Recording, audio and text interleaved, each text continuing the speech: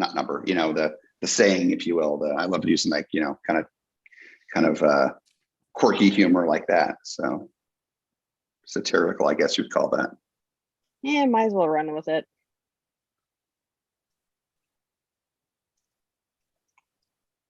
And Yeah, happy Star Wars exactly. Day too. Yes, may the fourth be with you. I had to hear all about you, how much you love Star Wars compared to Harry Potter. We're gonna have some feuds here going on, Andrew. So feuds in terms of what? I don't watch Star Wars. Okay. Gotcha. If you guys have subscribed to the Coaster Challenge YouTube channel, it just popped up that we're now live. Now live. So if you have it, you could share that link if you go on there and tap the live. Okay, I'm gonna share. I don't watch Star Wars. Okay. Gotcha. If you guys have subscribed. Yeah. Okay. There we go. I got it. Yep, so do I. Share that link if you go on. Yep. All right. Okay. There we go.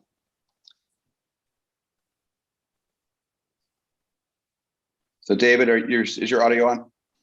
Yeah, I can hear you. Okay. You hear me? So are we going to be able to do a Facebook Live? We are live. Hold on. I'm sharing the YouTube link on Facebook, and it'll show the live feed that they can tap on. Okay.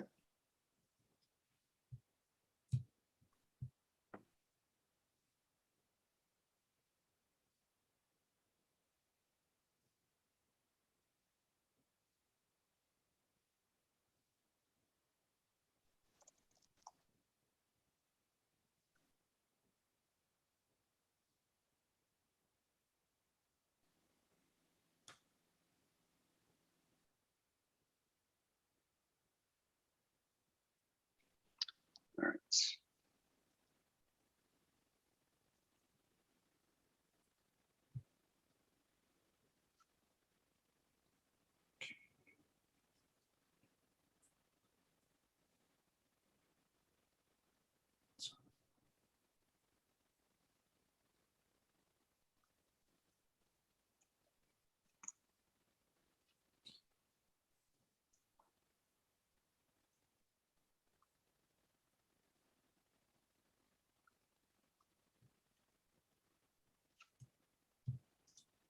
All right, so I put it on Wildcats Facebook and Twitter.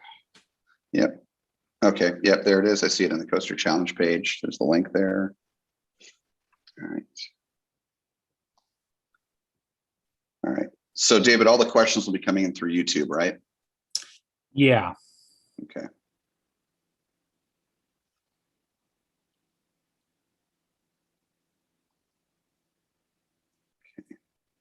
I just did it on Twitter for me. Okay. And then David, if I'm looking at the live chat myself on YouTube here, I've got a second screen.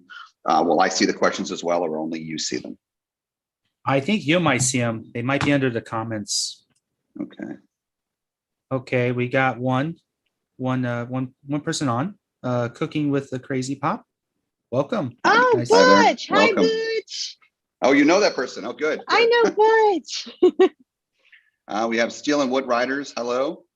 Hello, Austin. hello, Welcome. Austin. Hello. So Steel and Wood Riders, that's Austin. Yep, that's Austin. Nice.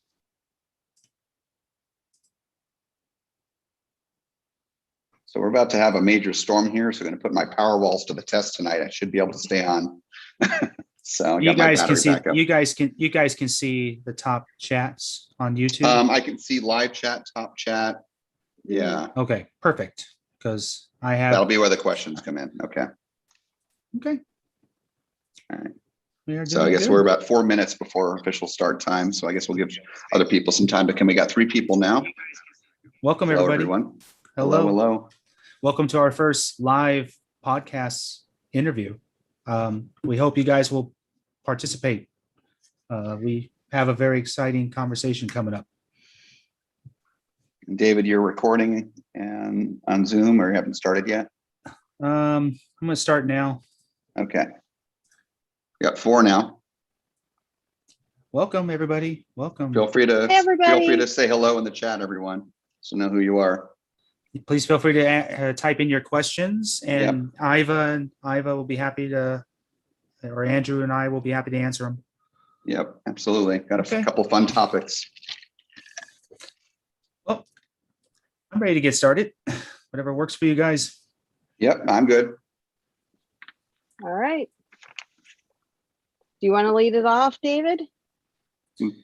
Well, hello everybody, and welcome to our first live episode of Coaster Challenge podcast. And I'm David Cantu, and I've got my producing team here. I got Iva and Andrew, and Hi, hi guys. Iva's going to be our correspondent today because she's going to be interviewing me and Andrew, because Andrew and I both had a very exciting weekend. We both had some major experiences, and we're looking forward to sharing with all you guys what we did this past weekend. So take it away, Iva. All right. Yeah, you guys have been real busy. And I'm glad to hear about, and by the way, happy belated birthday, David. Happy 40th birthday. Yes, happy 40th. For those of you who don't know, David turned the big 40 yesterday. Thank you, guys. Yeah. So, and what a way to celebrate it. If many of you didn't see what I did on Saturday, I shocked the heck out of my entire family and friends, man. They never thought in a million years they see me do what I did. So I wasn't sure you'd do it. And I know you're, one to definitely conquer your fears. You've done a lot of that, but this is a whole nother level what you did on Sunday. So you saw Saturday, the video. Saturday. You saw the official video, YouTube video that came out, right? So you got to see the full. Yeah. You notice, and I'll go in more detail when you guys ask the questions. But if you notice, when she said 3, 2, 1, go, I went. I didn't flinch. I didn't pause. I didn't freeze up. I've been watching the sky jump videos for years because it's something I've been wanting to do. And I noticed that a lot of people, like when they do the countdown and tell you to go, they would like freeze up. They're like, I'm not ready. And all of a sudden I just did it. I said, nah, man, I'm up there. We're doing this thing. David, I don't know if you'll be able to or not, but maybe while you're talking about the experience, you have the video, maybe you can share your screen at that point, showing some of this video to our people that are looking live here. Let's see if I can, let me see if I can pull it up. Yeah, you can talk us through it. Oh, all hey, right, Stephen. Hi, Stephen. Hi, Marcus. Yeah, Stephen thought he was going to fall asleep by now because he's here on the East Coast. I'm glad you made it, Stephen. Hopefully you can stay up for a while because we'll be talking about these two experiences. First, David, and we're starting to talk about the sky jump, and then we'll talk about Velocicoaster afterwards. Yeah, it's going to get good. You don't want to miss it. Yes. We might have some raptors come out and cause some trouble. David, we right, can guys. see the whole thing, right? Yeah. You guys see it? Yep. Yeah, I see a bunch of Sears Explorer right now. I don't see the video yet.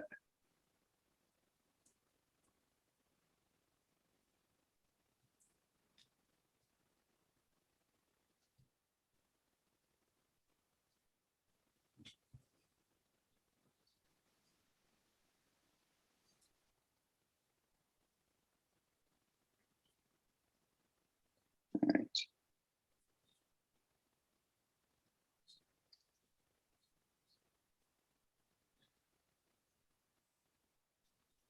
You still not trying to play it, David? Playing it. You guys see it or?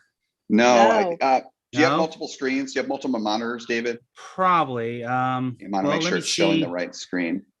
Let me see if I can reshare that.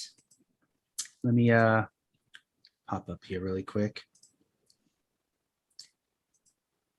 I'm taking a look really quick. Let's see. Minimize that. Minimize that. Close out. Yeah, I've heard good things about Glenwood Cavern, Stephen. Yeah. Yeah, Glenwood Cavern's supposed to be awesome. Yeah. Let me see if I can reshare that particular video. All right. Let me see if you guys can see it now. I hope you guys can hear the audio. There we go. There we go. You got it. There we go. All right.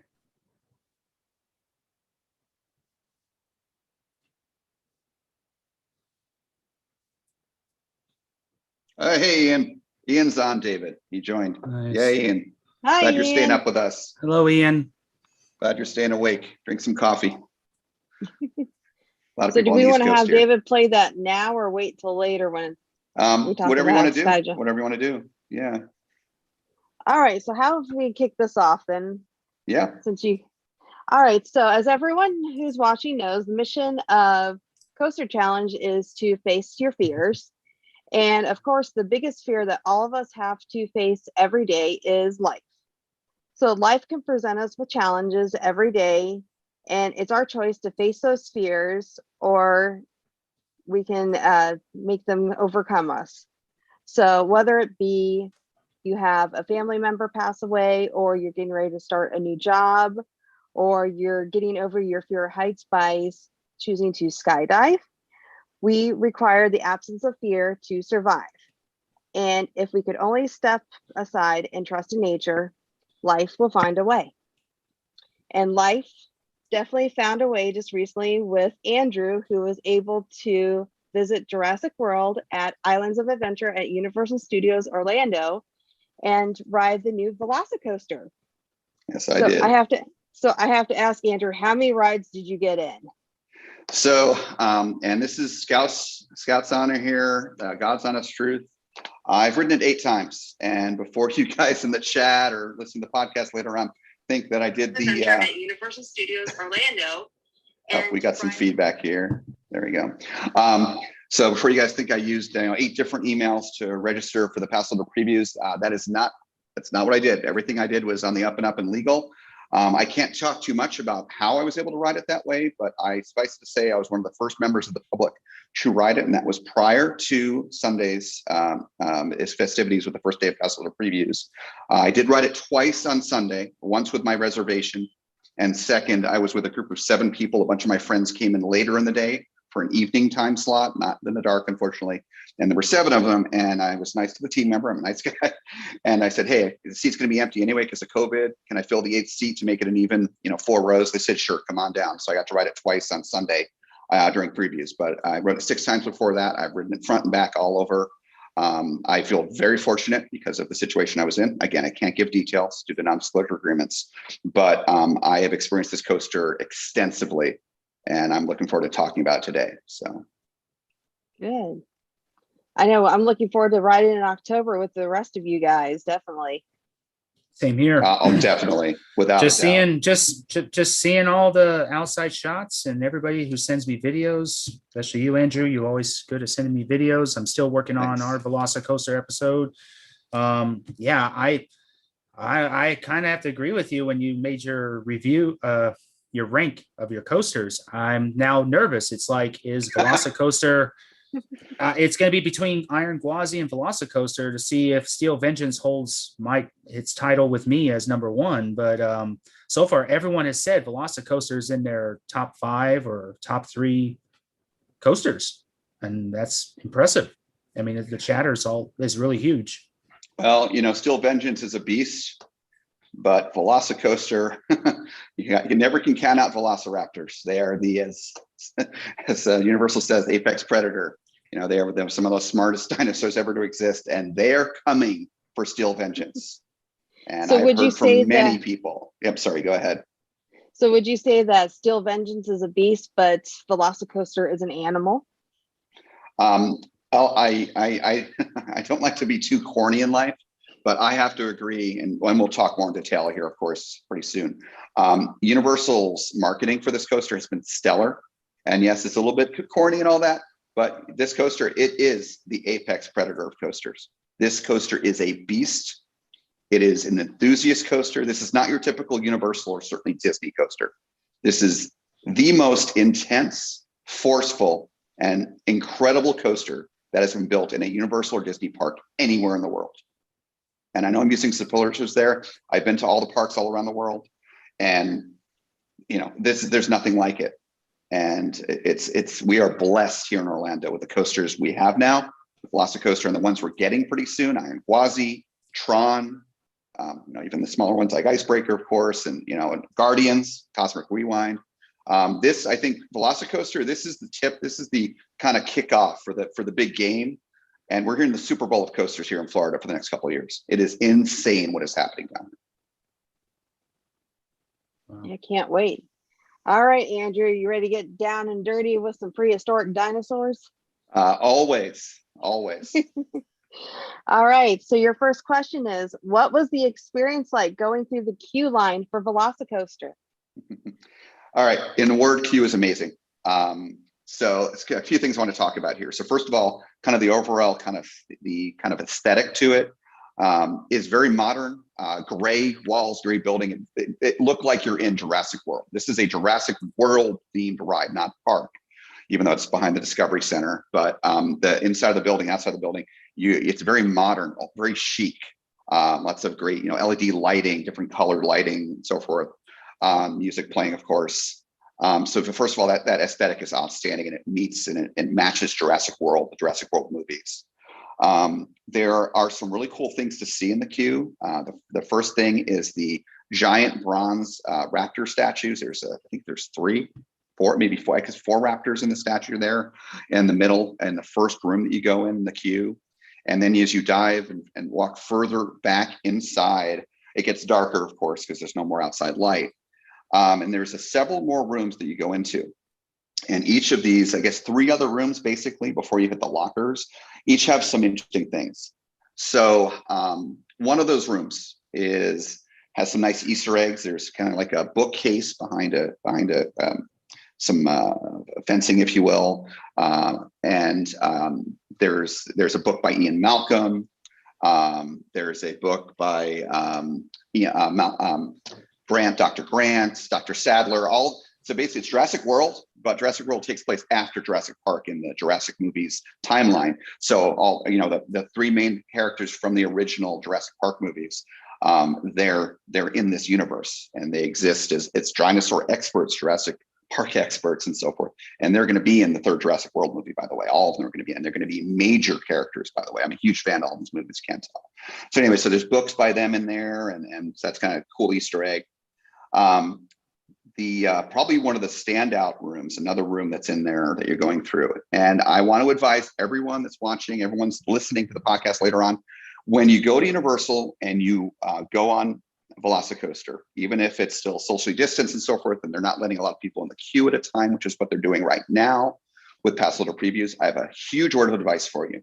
When you go into the room I'm about to describe, take a couple minutes and pause. Don't, even if the line's moving ahead of you, let people go ahead of you, take your time, because what I'm about to describe to you is amazing. So what this room is, it's clear that Universal was tipped off by the amazing queue of Tron in Shanghai. And of course, likely will have the same queue here in Orlando for Tron. And I've been on Tron in Shanghai, and it's one of my top 10 coasters, the only Disney coaster in my top 10. It's an amazing coaster. It's not as good as VelociCoaster. But one of the things that's awesome about Tron is it has actually towards the very beginning of the queue, indoors in the indoor portion, there's these windows that look down to the launch area for the launch of Tron. And Tron only has 1 launch. And there basically is like a videos playing, and all of a sudden the window becomes transparent, and you can suddenly see down to the launch area. You see this video play, and it's synchronized with each launch, and the video stops right when the launch is about to happen. Window becomes transparent. You see the launch happen right in front of you with music and sound effects. So Universal said, oh yeah, we can do that with a little twist.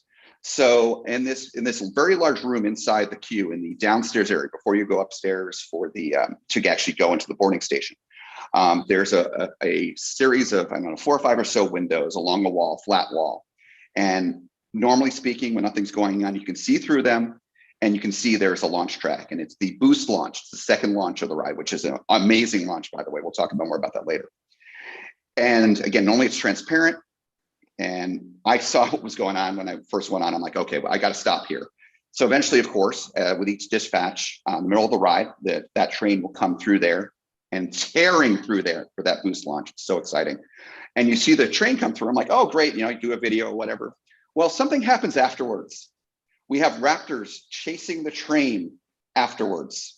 So these are cool. Much like Tron. It's transparent windows, but they also incorporate video in there, and kind of like might be a Pepper's Ghost effect. I'm not sure, but it's holographic. They make them look 3D, and they're chasing the trains, but they're not just chasing. They stop after the train gets through and they look at you. They're kind of perplexed. You know, they're raptors always so curious. So it's so cool. Raptors are in theme there, kind of typical kind of raptor movements and quizzical and so forth. So that's another room. But then the best room is the one right before the lockers. And Universal was really cool about this. They did this on purpose because they know people can't take their phones after the lockers. So they had all these cool Easter eggs before the lockers so people could video and take photographs. So the coolest room is after that is kind of a smaller room. And you see several raptors, 4 raptors. Basically, you see their heads in those kind of open cages like you saw in the movie, like the first Jurassic World movie with Owen Grady, Chris Pratt's character, where he has them kind of line up, kind of like almost like they're lining up for a race, and they're kind of held in those pens, if you will. So you see just the raptor heads, and these are some of the coolest animatronics I've ever seen close up. They don't move a lot because they're in those little cage things, but you see the eyes move. You see their kind of breathing, their kind of cheeks move in and out, and you see their heads twist a little bit. And they also have animatronics behind the wall where their bodies would be, and you can see the walls move, and they're trying to like bust through.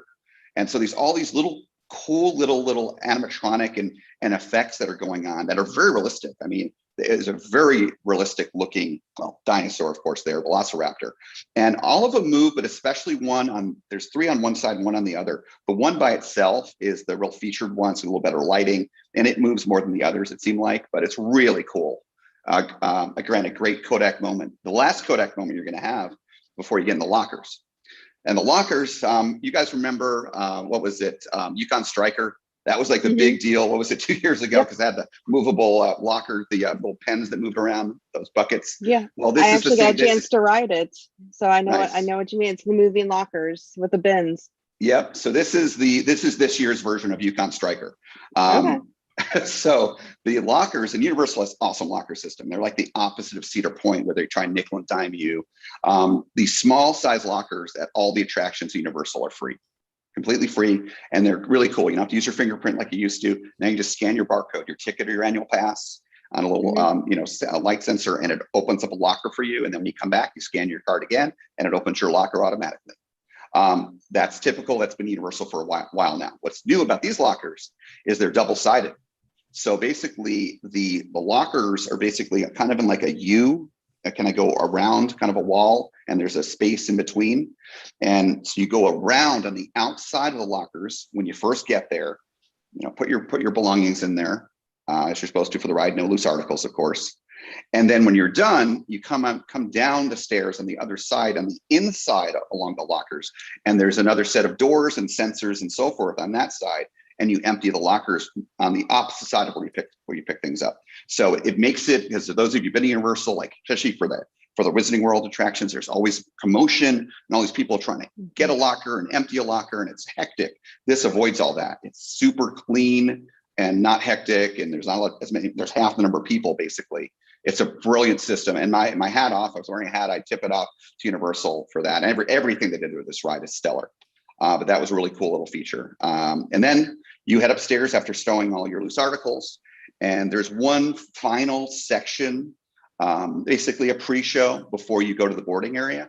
And it's a giant video wall, and you have Chris Pratt, Owen Grady, and Claire, Bryce Dallas Howard's character. By the way, she's the daughter of Ron Howard. You didn't know that? So they're 2 main characters, of course, in the Jurassic World movies. So Claire is in a control center, and you see Velocicoaster operating behind her with rocks and the track and everything. And basically what the story of the ride is that Claire has come up with, always trying to outdo themselves at Jurassic World with a new attraction that's more exciting, that's got more bite to it. They found a way to safely have guests get as close as possible to the Velociraptors as they can. And so that's what the story is here. This track, this coaster goes through the raptor paddock. And the idea is that the coaster is so fast that it can outrun the Velociraptors, which is why you see the Velociraptors chasing the coaster, for example, during the boost launch that I talked about earlier in the queue. So again, they're talking about that. And of course, you've got Claire who's all excited. She's like, oh, we're going to make money with this. We're going to bring more guests in. Our attendance is going to go up. And then Owen Grady is down in the boost launch area. either the boost launch area or the first launch, but he's in one of the launch areas, and he's a little skeptical about how well this is going to work. And what could go wrong, right? What could go wrong? So anyway, that's the basic story. And you'll see a big video screen of this. It's a few minute long video you can watch. And then it's time to board. Of course, that's what we're all about. It's getting on the ride. So there's 12 rows. So it's 24 seats for the train. So rows of 2 each, of course. And then again, so that's the end of the queue. That's the boarding, the boarding area. Boarding area, one more comment. On the far side where you exit, because you exit on the opposite side of where you get on the ride, there are giant windows that you can see the first half of the ride, some of the first half of the ride, through the rocks and so forth. And fortunately, it'd be great if you could take pictures there because it's a really cool looking view.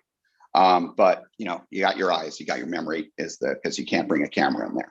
So it's kind of the one area of the coaster you can't see, you can't photograph or video because of the iniquities of it. So yeah, so that's the whole queue basically. So Okay. So what was your reaction seeing the coaster up close and personal? So in terms of seeing it, walking around the park, what I could say film or see, before even getting on the ride or getting into the queue. Before getting on the ride, because obviously we've all seen not everyone, but those of you who had been attending Universal as the construction process of going on had seen it go, erect from the ground up.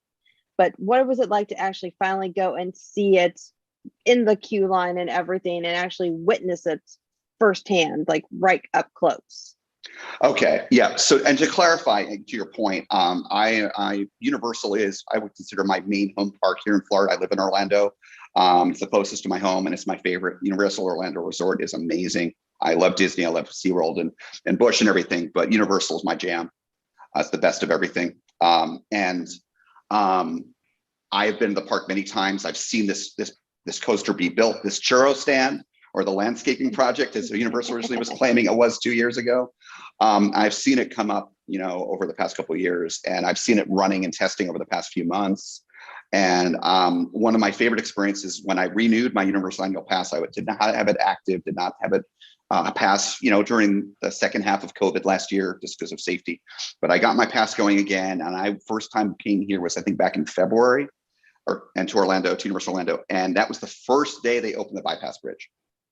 And I remember I was there with my buddy Austin, and we were just filming everything, and just like, 'cause the track, that's where the zero-G stall is, for example, and the double helix, the two-sided helix. So it's right above you. And they firstly were not testing that day. Austin and I were like, when are they going to start testing? Because to have that track, to have the coaster testing above us. But it's so cool to see the track up close. So I've seen it, and of course the area across from the Raptor Encounter where you can look down into the boost launch and look right into the rock section, that first half of the ride. I've seen all that, but what I got to do for the first time, essentially on Sunday, is I got to, of course, see the queue like we talked about.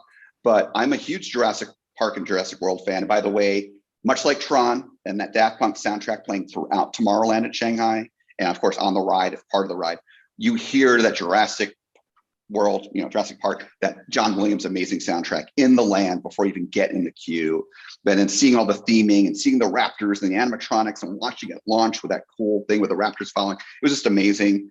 It was so exciting to see all this before getting on the ride. But you don't see a whole lot of the ride before boarding it. So you see a lot more of it if you're not in the queue, when you're in the outside, because you can see it. You can get a great view of it down by Plop Eyes, by Bluto's Bilge barges. You can see it from within Jurassic Park property. You can see it over a little bit from the Wizarding World and from the bypass bridge and et cetera. It's still a lot of anticipation because you don't see a lot of the motion of the ride when you're inside and going to the boarding area. So I know that Universal had shut down a lot of the Jurassic Park World area of the park during the Velocicoaster construction phase. So how has the theming improved in that area of the park and around the ride? Well, so I think Jurassic Park, which it's still, that land is officially called Jurassic Park still, is having an identity crisis. And what's happening is you have Jurassic, the Velocicoaster, the theming of it, the inside of the queue, the outside of the queue, building, the show building, it's all Jurassic World themed. It's everything there, even the merchandise they're selling. Like I don't have it with me here right now, it's in my other room, but I have one of those new the lanyards that you can get from Universal, and it has Velocicoaster on it. It says Jurassic World. I mean, they're not hiding, they're trying to claim it's part of Jurassic Park. So it doesn't fit in the timeline. And the Raptor encounter, they redid that as part of what you just described, Iva, with this kind of revitalization and how they had to move things around because of Velocicoaster itself, fitting it in. The Raptor encounter has got the gray buildings and the Jurassic World logo. And so it's very Jurassic World. So that's kind of in the middle of Jurassic Park. It's smack dab in the middle. Well, unfortunately, right next to and between those two basically is the Discovery Center where Burger Digs is and so forth. And that is very Jurassic Park. Now, what are they going to do? They're going to paint it gray or, and obviously you can have some level of just kind of hand waving, of course. What I'm hoping they'll do, because we still have the River Adventure, the Jurassic Park River Adventure, and I have refused to watch any POVs of what they have in Hollywood, because I love that ride and I love Jurassic World, and I've just heard of what they've done, and David and I talked about it, but I'm hoping that they'll bring it here. And rumors are that Universal Orlando, budget-wise, had a choice of Velocicoaster or the Jurassic World conversion for River Adventure. Well, I can tell you, wasn't sure before, but we went with the right one here, because Velocicoaster is incredible, as we'll talk more about. But I think eventually it's inevitable that the whole land will become Jurassic World, and they'll convert River Adventure, maybe not next year because of budget, but in a few years, whatnot. And then the Discovery Center, again, who knows there, but so that's kind of the identity crisis, but everything looks great. I haven't been into the Raptor counter, as I was telling you earlier today, Iva, off air, but it looks really cool, and we got to do it when you guys come in October. Oh, yeah. And I've heard it's really awesome. You can meet not only Blue, you can meet a baby raptor as well, apparently. And it looks great. I mean, Jurassic Park is beautiful. The Jurassic Park land, it's so much more immersive than, say, what they have in Hollywood, because the blessing of size here in Orlando.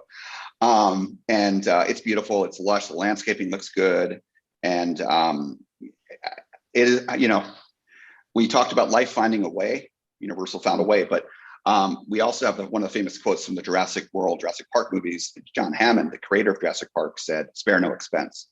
And Universal clearly spared no expense here in a couple of ways. One, this ride, I mean, the theming of it, the rock work, some of the show scene stuff we'll talk about that's on the ride, the coaster itself, it's all the track, the top hat, it's not a tiny coaster, it's a long coaster.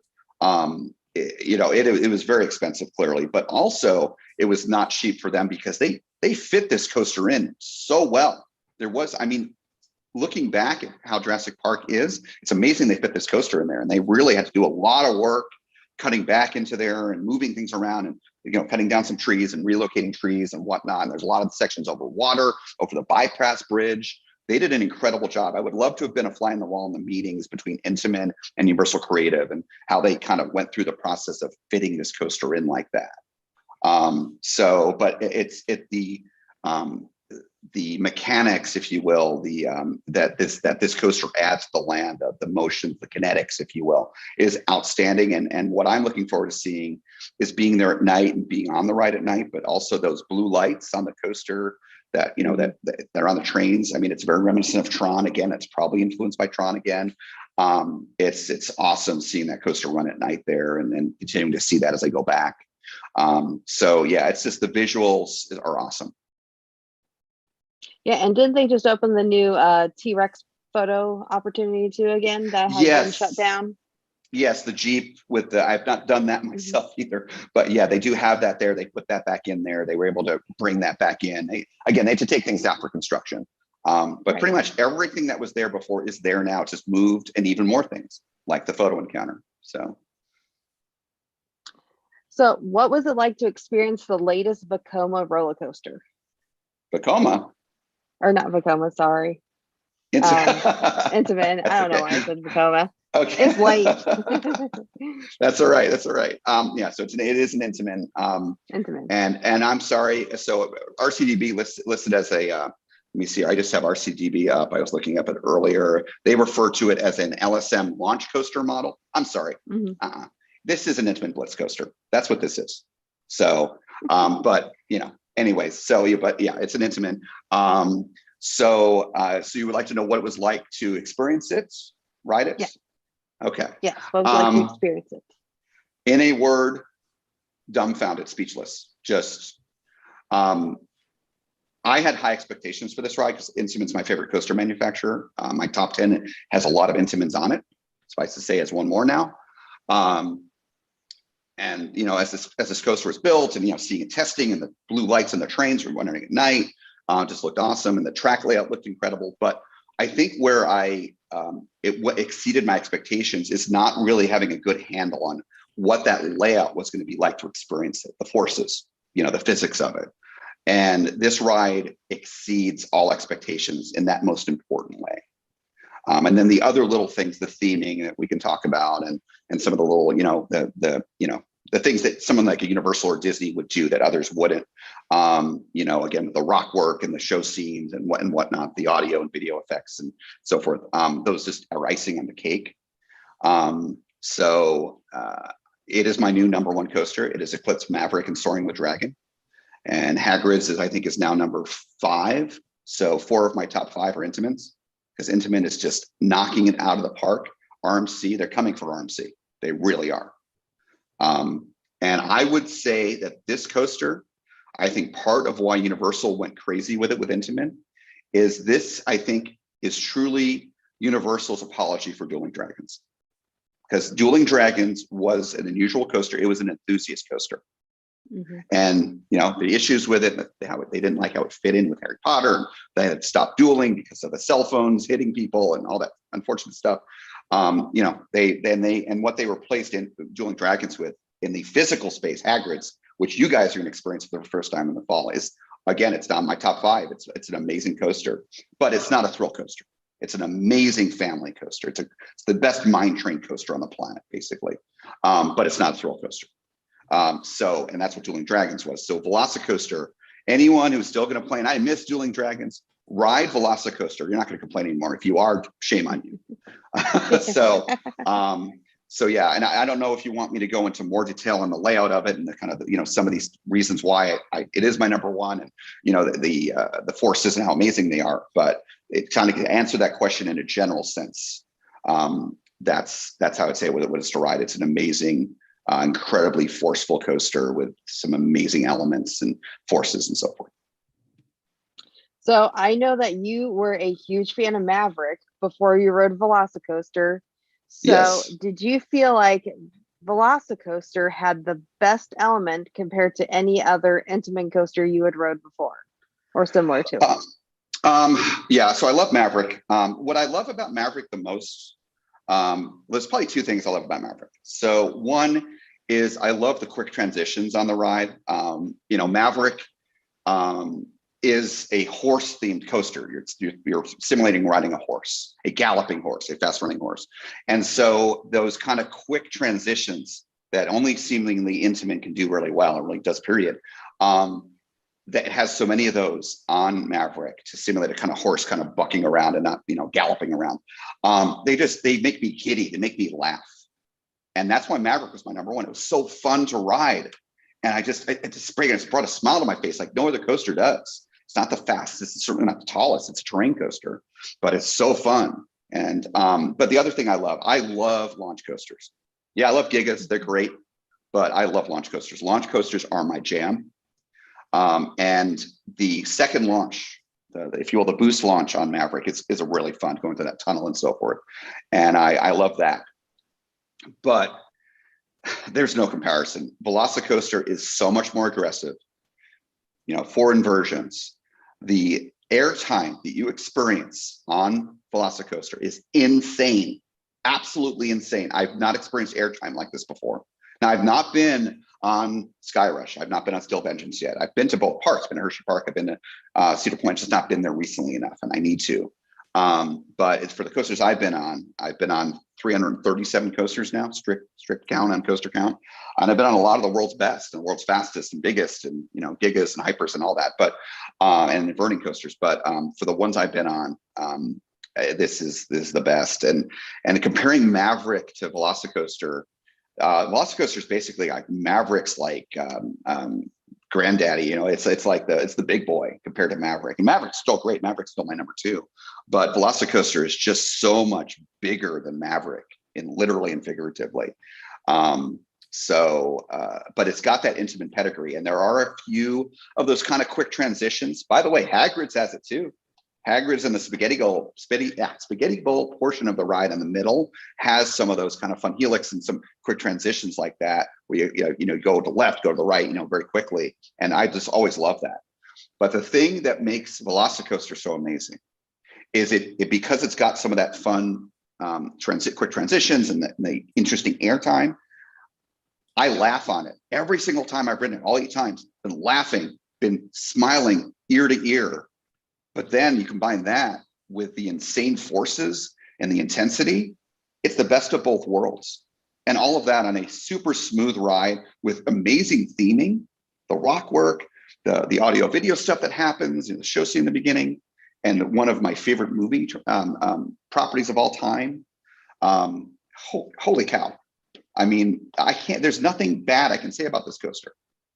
It's 2 minutes of coaster ecstasy. The ride's just about 2 minutes long, a little over 2 minutes. So it's very re-rideable.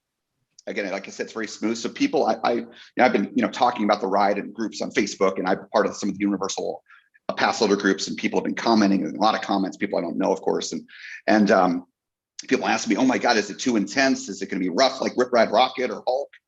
No, intensity doesn't mean rough, as we know. Roughness on coasters is not supposed to happen. That's because they're not maintained well, the elements, etc. Intensity, you can still have in a very smooth coaster, and that's what Velocicoaster is. It does not hurt.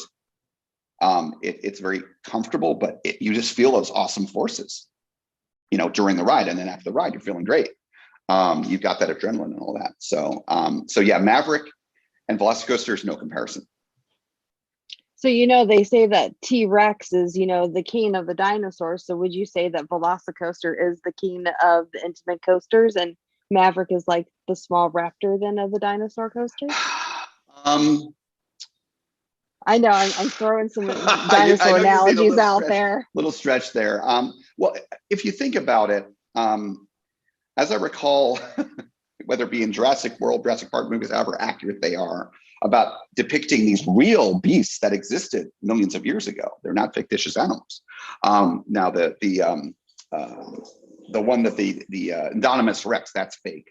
But velociraptors and T-Rexes, those are real animals that exist at this point. Sorry, my dogs are. I gotta give them treats, keep them quiet. My bribing of them. They're my own little velociraptors. They're pretty fast too. Anyways, velociraptors are faster than T-Rexes, as I recall, and they have more endurance. And that's really appropriate for Velocicoaster. Velocicoaster is like this speed beast too. It's another aspect of Velocicoaster that's incredible. It has some of the best pacing I've ever seen on a coaster. It is start to finish a nonstop blast. And it is Premier. I'm looking at you guys. You guys have some great coasters, but shame on you at full throttle. Come on, guys. Stopping for a second launch like that, that's not a Skyrocket 2. That's not a multi-launch. You're not trying to fit that in a small space. Any launch coaster, multi-launch coaster that stops for one of the later launches, unless it's part of the story. Like, of course, we know Guardians of the Galaxy Cosmic Rewind is going to do that because it's a story coaster. Hagrid slows down and never stops except for the drop track. But okay, those make sense because it's part of the story. But a thrill coaster, you do not stop until you hit that brake run. It destroys the pacing. So Velocicoaster has pacing down, like amazing pacing, not just because it doesn't stop until the end, but because of the spacing of the elements, the layout of the elements, and how it's really two coasters in one, by the way. So well done in that regard. But yeah, to answer your question, the Velocicoaster is clearly, like what Universal says, the apex predator. It is at the top of the food chain in terms of thrill coasters. So it's a clever girl, huh? Very clever girl. Yes. Velociraptors are very smart animals, or were. Still are. Yeah, well, yeah, that's true. Universal's got to bring them back. So yeah. All right, so Andrew, for those of our listeners who have not had a chance to ride this amazing coaster, can you describe the layout of Velocicoaster? Okay, well, I'm going to do one better than that. So we're going to do some, and this, I'm going to apologize for those that are listening to the podcast, the edited podcast that's going to be released later. This is really just a treat for those that are listening live and watching live more appropriately on YouTube and Facebook. So as we talked about, there's this ride has a locker system. And this is the most intense coaster at Universal, at any Universal park. And so, of course, those lockers are needed, and people have not been able to bring GoPros, even camera sunglasses. I was seeing people, they were talking about that when I was riding the ride. And they were even stopping those for a lot of people. And in fact, I've looked on YouTube, there's very few POVs. I think there's like 1 or 2. And I did find probably the best one, and I think it was using camera sunglasses perhaps, was from someone by the name of, with a channel, the name of Chasing Dreams with Mike. And it is a Florida, yeah, they're a Florida couple. Yeah, I know. You know about them? Yep, I know about them. They do a lot of Disney live streams. And I'm hoping that we can meet them when we can visit in October. I think that might very well be possible because, so I discovered this POV last night, and I was doing some research for this today, and I wanted to perhaps show some things. And I was actually doing some research for coming attraction here in the Coaster Challenge podcast that I'm not going to talk about, but this is, suffice to say, not the last time we're going to be talking about VelociCoaster on this podcast. But anyway, so I found this POV on YouTube, and it's from Chasing Dreams with Mike. And, you know, here at Coaster Challenge, we want to do things the right way. So I wanted to perhaps show some of that video, or all of that video, to our live listeners here, live watchers, but I wanted to make sure it was okay. So I actually contacted Mike. He and Marcia, they're a husband and wife team. They've got a bunch of kids that live here in Florida, like myself, and they do a lot of vlogging. And he surprisingly, he responded right away to me. And we were like 2 in the morning. Last night, we were back and forth, and super nice guy. He said, "Oh yeah, thank you for using it. You can go ahead. I appreciate the exposure." So that's great. So I just want to give him a credit real quick before we dive in. So again, Chasing Dreams with Mike. You can find him on YouTube. Just search for Chasing Dreams with Mike. And on Instagram, he's at Chasing Dreams with Mike. And dreams is plural. And you can also, if you search at Chasing Dreams with Mike on Google, you'll get to his YouTube channel right away there too. I tried that. And by the way, a little coming attraction as well. Chasing Dreams with Mike and Marcia together are going to be on this podcast. They'll be coming up here. It'll be aired probably in a few months because we got a lot of episodes stacked up here, but they're going to be on our podcast. We'll be talking with them. So Iva, to your point, I think we're going to be having fun with those guys, and very well meet them here when you guys come out in October. So with that in mind, David, I'm going to want to share my screen here if I can get permission.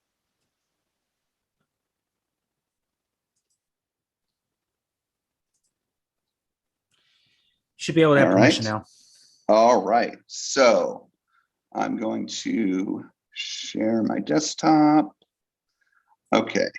Hang on a moment. I got to change some settings here. So hopefully it'll let me do it. Okay. So I've done this before on my iPad, but not on my Mac. So let me try this again. Well, while you're doing that, Andrew, David, sure, how go about ahead. you and I announce, we've been talking about how we're doing the visit in October to Florida. So we're going to release those dates just in case if any one of our listeners wants to join up on us. So it's going to be October 21st through October 29th. We're going to be in Florida. We've got our itinerary semi-planned. So, and we'll be releasing that at an earlier future date. So that way, if any one of our listeners is in the area and would like to meet up with us, please feel free to do so. Awesome. And I will be joining you guys for most of your trips. I'm, of course, resident local here in Florida. And I'm so excited to, quick aside here, so excited to be sharing my amazing home parks with you guys. And one of my favorite things to do is to ride amazing coasters, racing rides, and experience things with people for their first time. I may have done it before. And I got to do that on Sunday with 7 of my friends when I was the 8th person riding with them in my second ride on VelociCoaster. And holy cow, their reactions to it was amazing. But yeah, I'm excited to be joining you guys. And, hopefully I've got, going to be making sure you guys have an awesome time here in late October. So looking forward to it. Yeah. Definitely. So David, I'm gonna have to quit and reopen because I had to change the security settings. So is that all right? Obviously you can edit this out for the final podcast, but that'll be okay as far as a recording here. Yeah, it'll still be recording if you have to jump off really quick and jump back on. Yeah, it'll be just a few seconds here. So. Okay. Yes, and also when you mentioned Florida, Iva, just let everybody know, Iva and I will, on our way home from Florida, we will be spending one full day in Dallas. So we'll be, both of us first time will be at Six Flags Over Texas. It'll be both our first visits. Looking forward to it. I was trying to go last year, but the pandemic kind of killed that plan. So yeah, I'm excited. Last time I was in Florida was 2017. So Universal must have really gone through a major transformation in the past couple of years. Yeah, the last time I was in Florida was 2013. So yeah, it's been a while for me. And like I had talked to you and Andrew before, the last time I was at Universal was when the first phase of Harry Potter opened. So that's been a while. So yes, I'm looking forward to everything we're doing with Busch Gardens and Universal, SeaWorld and Disney and Fun Spot. We got 10 days of cram-filled fun when we're going. Yeah, and don't forget about the puppy time when you guys come to my house. And the puppy time, we get to see the puppies. We'll finally get to see your house. Yeah, and see my house, my brand new house. Yeah, love it. I'm happy to share it with you guys. So, okay, so let's try sharing again here. And yeah, it looks like it's going to work because I'm seeing something different this time. All right, here we go. Do you guys see a track? Yeah. All right. Okay. Yeah. So this is right after the board, right after your board, and behind Mike and Marsha here is the boarding area, the loading station. So I'm going to start playing here. So, all right. So it comes around the curve here.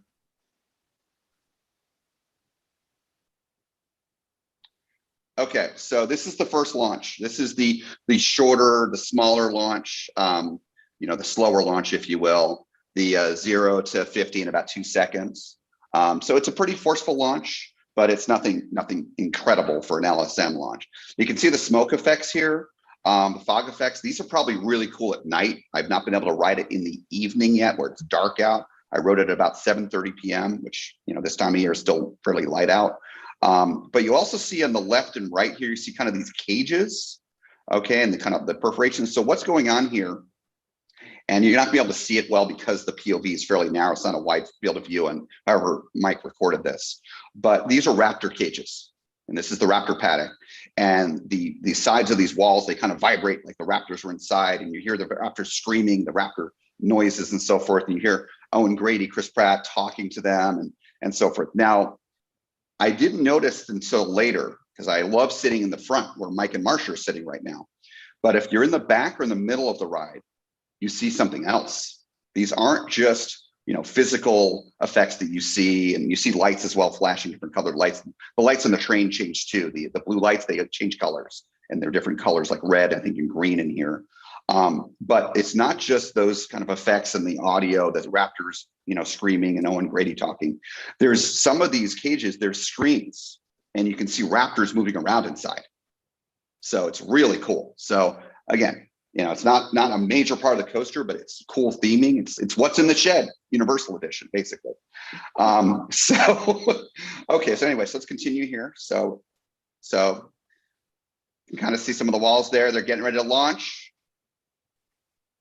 We're going to head into the first half of this coaster with the amazing rock work, a couple of inversions. All right, here we go.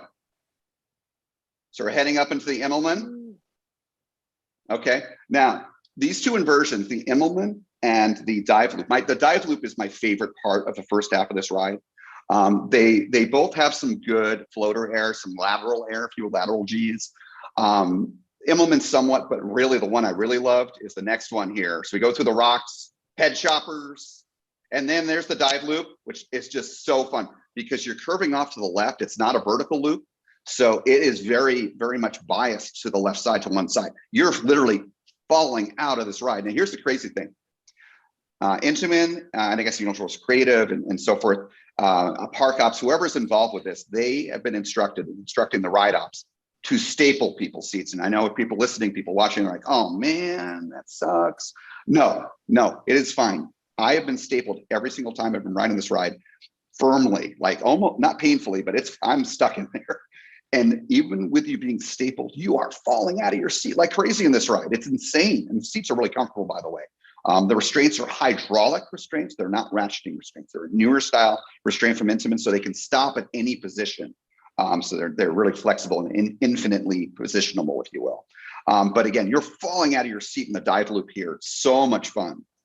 So here we go. We continue, and some overbank curves, a little bit of an airtime hill there. Again, more airtime. The rocks.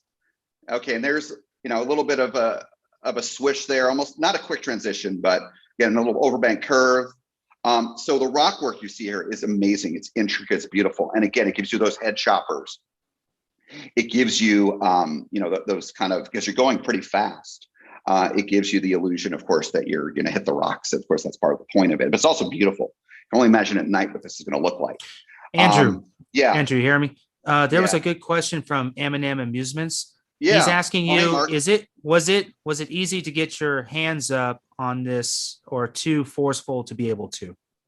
Oh, no, you can get your hands up. And I did ride with my hands up some of the rides, but it's easy to. The lap bar restraint is not very restrictive. And I'm sure if you didn't have your hands up earlier on, there's certain elements of the layout where you might have a little more hard time because of the G-forces. But if you have your hands up, you can keep them up. And yes, this is a great hands up coaster. Good question, Mark. So again, the rock work is great. So this first half of the ride that we're about to come out of and head into the really cool part is what I call the close quarter maneuvers part of the ride. This is the Taron part of the ride. Now, I've not been on Taron, full disclosure. That's my #1 bucket list coaster. Surprise, surprise, me being an Intamin fan. But I have friends of the show, Larry and Gene Lines, for example, that just got to ride this ride yesterday. They're here in Orlando. Going to be seeing them tomorrow for dinner. They've compared it to Taron, very similar. They rank it higher than Taron, by the way. They told me that. It's got that kind of close to the ground, kind of going through the rocks, it's really tight maneuvering kind of, and that's this first half of the ride. But my favorite part is coming up later on. So here we go, around the curve into the boost launch. Okay, now I love LSM coasters. Now that first launch, like I said, it's good, but it's not amazing. It's only go up to about 50 miles an hour. But this second launch is where it's at. And this second launch is more important than you might imagine for how fun this coaster is. It takes you from about 40 to 70 in 2.4 seconds. So it's a longer time length launch. And because you're already at speed, this is a long launch. Probably one of the few LSM launches or any magnetic launches that I've been on in my life. The only one I can think of that is longer than this, and one of the things why I love Tron is Tron. Tron has a crazy long launch. It's only one launch for the entire ride, but it just seems to go on forever, and you keep going faster and faster, and it's very forceful in that way. But this boost launch in here on Velocicoaster, this second of the two launches, is really fun. I mean, you're just tearing through there. Look at that. Okay, so I said that this launch is more important than you might think for this coaster. And again, Intamin, if I wasn't wearing my hat off to them. Basically, they're getting you to a faster speed than you were even at the very beginning of the ride for the first half, because you're heading into the second half of this coaster into a much wider open coaster. It is, again, two coasters in one, much like how Soaring with Dragon, by the way, is two coasters in one in a different way. So for one thing, the top hat, this is, Intamin, they love their top hats. Their accelerator coasters, their catapult coasters, Top Thrill Dragster and King to Ka, top hats, accelerator, top hat. And those are fast coasters, but there's something about this ride. I think part of it is this twist, going up in a twist, like we're about to do here. It adds some interesting forces. You start to kind of fall out of your seat. But what makes it truly amazing is the ejector you feel at the top of the top hat. Now you're not gonna be able to see that here really with this POV, but we go up the top hat here and you just pop out. It's like insane ejector. and you're floating there for, after your eject for a few seconds, and great views up here, by the way, of Universal Islands. And you head down and you're floating down as you're starting to head down too. So now this coaster was going up at 70 miles an hour. It fled some speed, of course, going up the hill, but it came back down. So it's still pretty fast here. And we head into an element that I thought would be one of my favorites, but it's not. We head into the zero-G stall. It's a great element, but here's the thing. You're going so fast, you don't really feel the hang time. It's not a big, forceful kind of feeling because it happens so quickly, but let's see what it looks like here. So here we go, zero-G stall, upside down for a couple seconds. We come back down. It's great. It's a great element, but don't worry. We get our hang time on this ride. It just isn't there. You know what I'm getting at. Okay, so let's keep going. So you've got these, here's get into the helixes, overbank curve there. We twist back around to the other helix. And again, you get some, a little bit of airtime here. It's very forceful. But the two reasons why the second half of the ride is spectacular is the top hat and that crazy ejector and that twist going up because you're going up such a high speed. It's so forceful. But the best is yet to come, as I said in my review. Here we go. Okay. Now, I never rode Maverick, OG Maverick. Iva, did you? Yes, I did. Okay, so you know what I'm talking about. With that Heartline roll. Right. Okay, so as I said earlier, this ride, this amazing coaster, I think is Universal's apology to coaster enthusiasts for taking out Dueling Dragons. Well, this element right here, this Heartline roll, is Intamin's apology for what happened with Maverick. Now, I never rode Maverick with the Heartline roll, but a lot of my buddies that I've ridden this with, they have, and this is insane. Apparently, this is even more insane than Maverick's was. Again, some people refer to it as a barrel roll, but I know it's a Heartline roll. Now, it has another name, by the way. It's also known as the Mosasaurus roll. That's what Universal's calling it.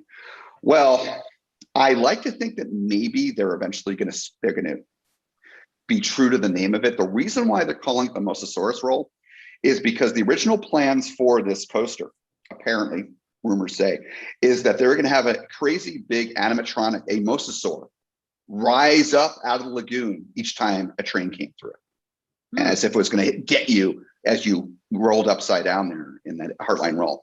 But apparently budget cut, it came out. But if they named it this anyway, maybe it's coming. Maybe, that would be kind of cool, because right? That would almost be like a tribute to Jaws in some ways, because how Jaws would come up in the water too at certain parts of the boat tour. So yes, but you can imagine, because this of course is, for those that don't realize, this is Islands of Adventures Lagoon that the entire park goes around, centers around. And you can see the Heartline roll as you come into the park. One of my favorite things to do whenever I get to Islands. Islands is one of my most favorite parks in the world, especially now, but even before this ride opened, is you enter through port of entry, and instead of going left towards Hulk or right towards Seuss Landing, I just go straight to the lake and take it in. Such a beautiful view, and especially now, the Heartline roll is on the other side, right in front of the Discovery Center. The Discovery Center is to the right in this video. Just seeing that, can you imagine being a first-time visitor, for example, to Islands, and you see that mosasaur come up as it's like something you'd see only in a fake theme park in a movie or something. But this is about a movie. So anyway, so let's go through the Heartline roll. Here we go. Absolutely insane hang time. Insane hang time. And then we come to the brake run. Okay. So let me go back here to, all right, I'm going to stop sharing. So there's the POV and there's the ride. Again, crazy airtime, amazing pacing, amazing hang time, but not in the zero-G stall. I mean, there's some of it there, but it's that Heartline roll. The Heartline roll is the best feature of this ride, as amazing as the rest of it is.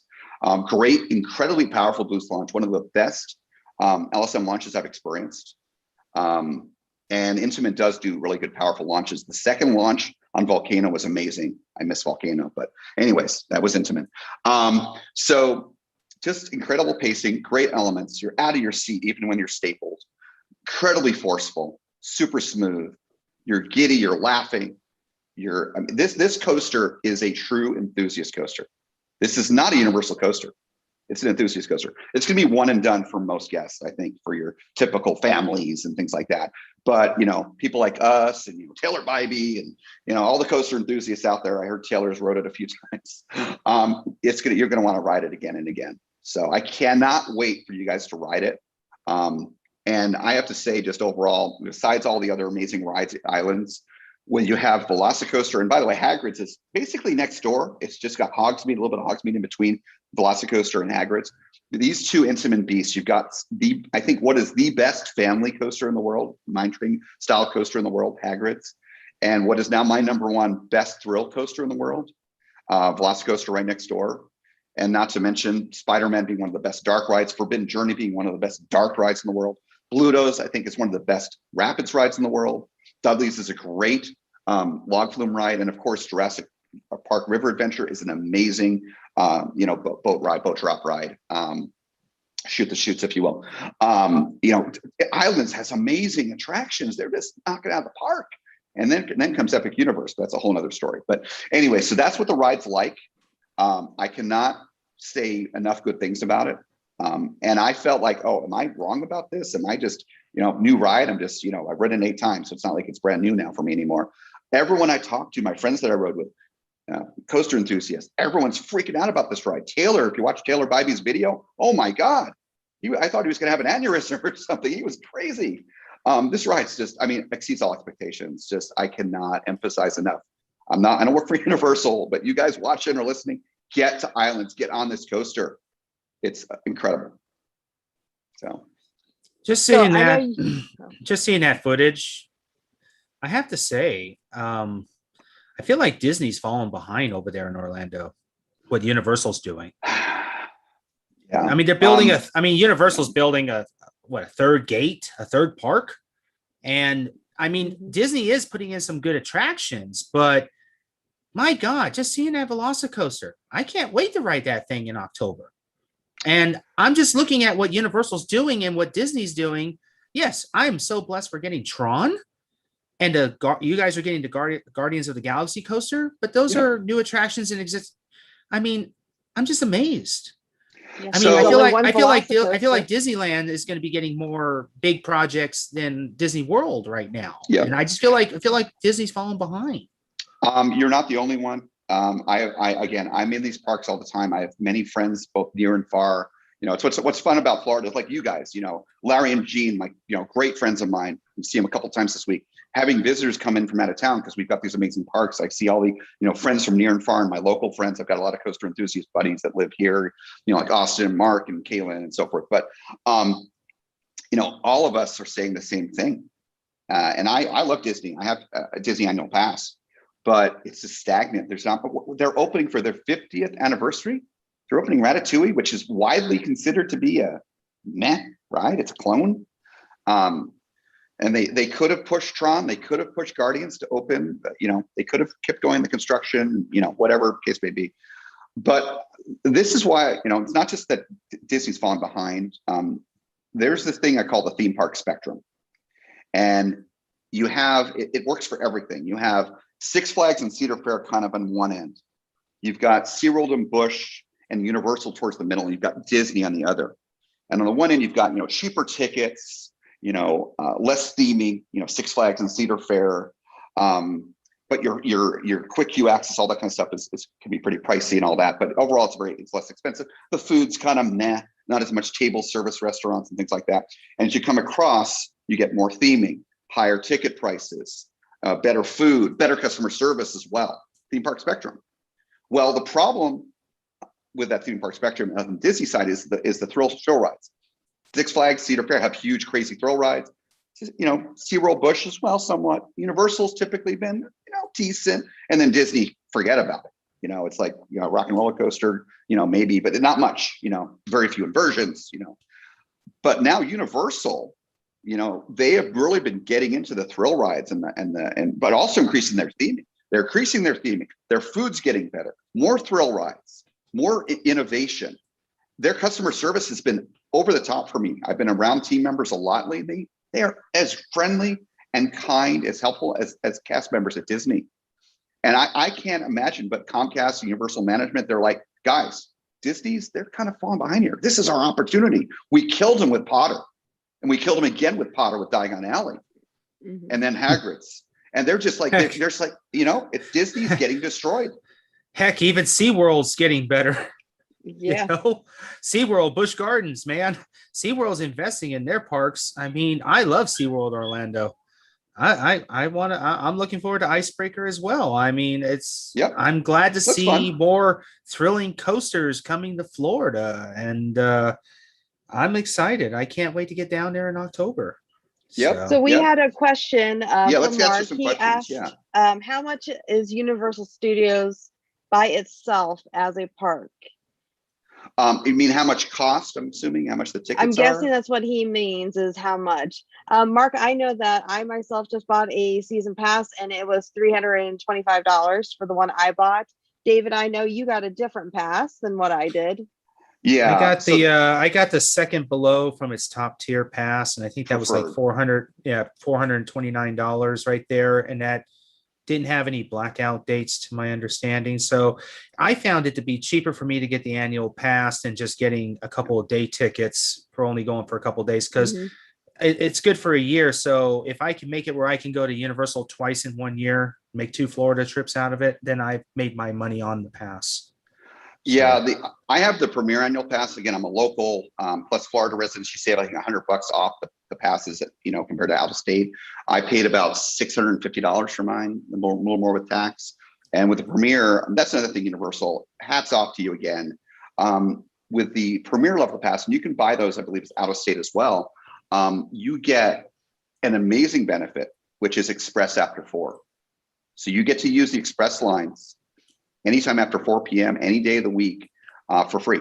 And technically you can ride one ride each, per day. You can do it on once per ride, but I've been able to do more than once. But yeah, I mean, being able to get Express for free like that. And then also another thing, Universal destroys Disney on, not right now because of COVID, but that will change. Normal, outside of pandemic, Universal has single rider for almost every ride. And then Express after 4 for the pass level I have. And again, $650, that's the top level pass. And I have the 3-park one, including Volcano Bay, which Volcano Bay is an amazing water park, one of my favorites. For the 2-park pass, it's even less expensive. That's much less than Disney. For the equivalent for all the parks at Universal versus all the parks at Disney, it's like, even for a Florida resident, it's like $200-$300 more. Andrew, there's also another good question for you from Tyler. He says, Andrew, he goes, Andrew, what is your definite top 3 coasters? Oh, hey, I know Tyler. That's my buddy Tyler. We met last year. He's from South Florida. He came up here. He just rode Velocicoaster for the first time today, and he loved it. It's his number 1. So my top 3, dominated by Intamin. Top 1 now is Velocicoaster. Maverick's still my number 2. It's probably going to keep falling, but my number 3 is an amazing beast. It's another reptilian-like beast, a dragon. It's Soaring with Dragon at Hefei Wanda, or now it's known as Hefei Sunac in China. That is a triple launch Intamin, so it's kind of like a Skyrocket 2, but you go up a spike, sort of like Pantheon.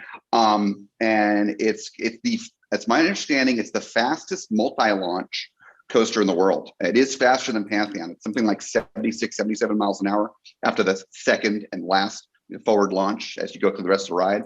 Also, Tyler, I know you're a big Universal fan. Rip Ride Rocket, the embarrassment of Universal these days, but soon to probably be taken out and be replaced by something better, hopefully. The non-inverting loop, everything's painful on Rip Ride Rocket. I love non-inverting loops. They're so rare. Soaring with Dragon has a much taller non-inverting loop. It's basically the first element after the triple launch is done. And then there's, I think, another inversion. And then you go into a kind of a closer quarter section in the second half of the ride that is very reminiscent of Maverick. And you go around the Dragon Mountain, where you see the dragon wrapped around the mountain. It's really cool theming too. So it's a really fun ride. I rode that a bunch of times when I was in China 2 years ago. But those are my top 3. Yeah. So Coaster Viking just made a comment about him considering an annual pass. Now, I would say that when we start planning our Florida trip, I originally was just going to get a 2-day pass to Universal, but then when we started thinking about, if we want to pop into Universal for a couple hours, I can't do that without buying the day tickets. And for the difference in price, it was so much more worth it just to get the annual pass. And like you said, hopefully I'll be able to come back, for a second time during that year that I have the pass. So I'm going to tell you guys something right now. I think since we now all going to have the annual passes, your first day here, second day here, whatever, we need to go over to Universal at night. They're going to be open. Of course, it's going to be Horror Nights time, so that might be tricky. But Islands is open late, and Islands is not part of Horror Nights. It's a good thing for us. We need to just get on Hagrid's and Velocicoaster. You're like as soon as you get here, and I bet you guys, you're going to see why I love Universal so much. Universal Orlando is my favorite resort in the world. Yes, Shanghai Disney's amazing. I love Disney Sea, Tokyo Disney. I had a blast there. But they don't have the thrill coasters so much, the Tron. But I just hope, so. I just hope that Universal Hollywood gets up to Universal Orlando, because there's been a lot. It may not, but I don't know. There's been a lot of movement and changes going on down in Hollywood. I know they're buying the other studio, and they may have some space, and because they don't have the blessing of size there. That's the problem. Yeah. That's why I'm curious to see what happens in the future. Maybe 5 or 10 years from now, but I know Universal wants to invest in Hollywood because of what Disneyland is doing with Disney Forward. True. What Knott's Berry Farm is doing with their planned expansions with Ghost Town and all that stuff. Six Flags building even more thrilling coasters. Universal's going to want to keep up with that. So yeah, I just saw Tyler's comment. He said, "Don't get me started on Rip Ride Rocket."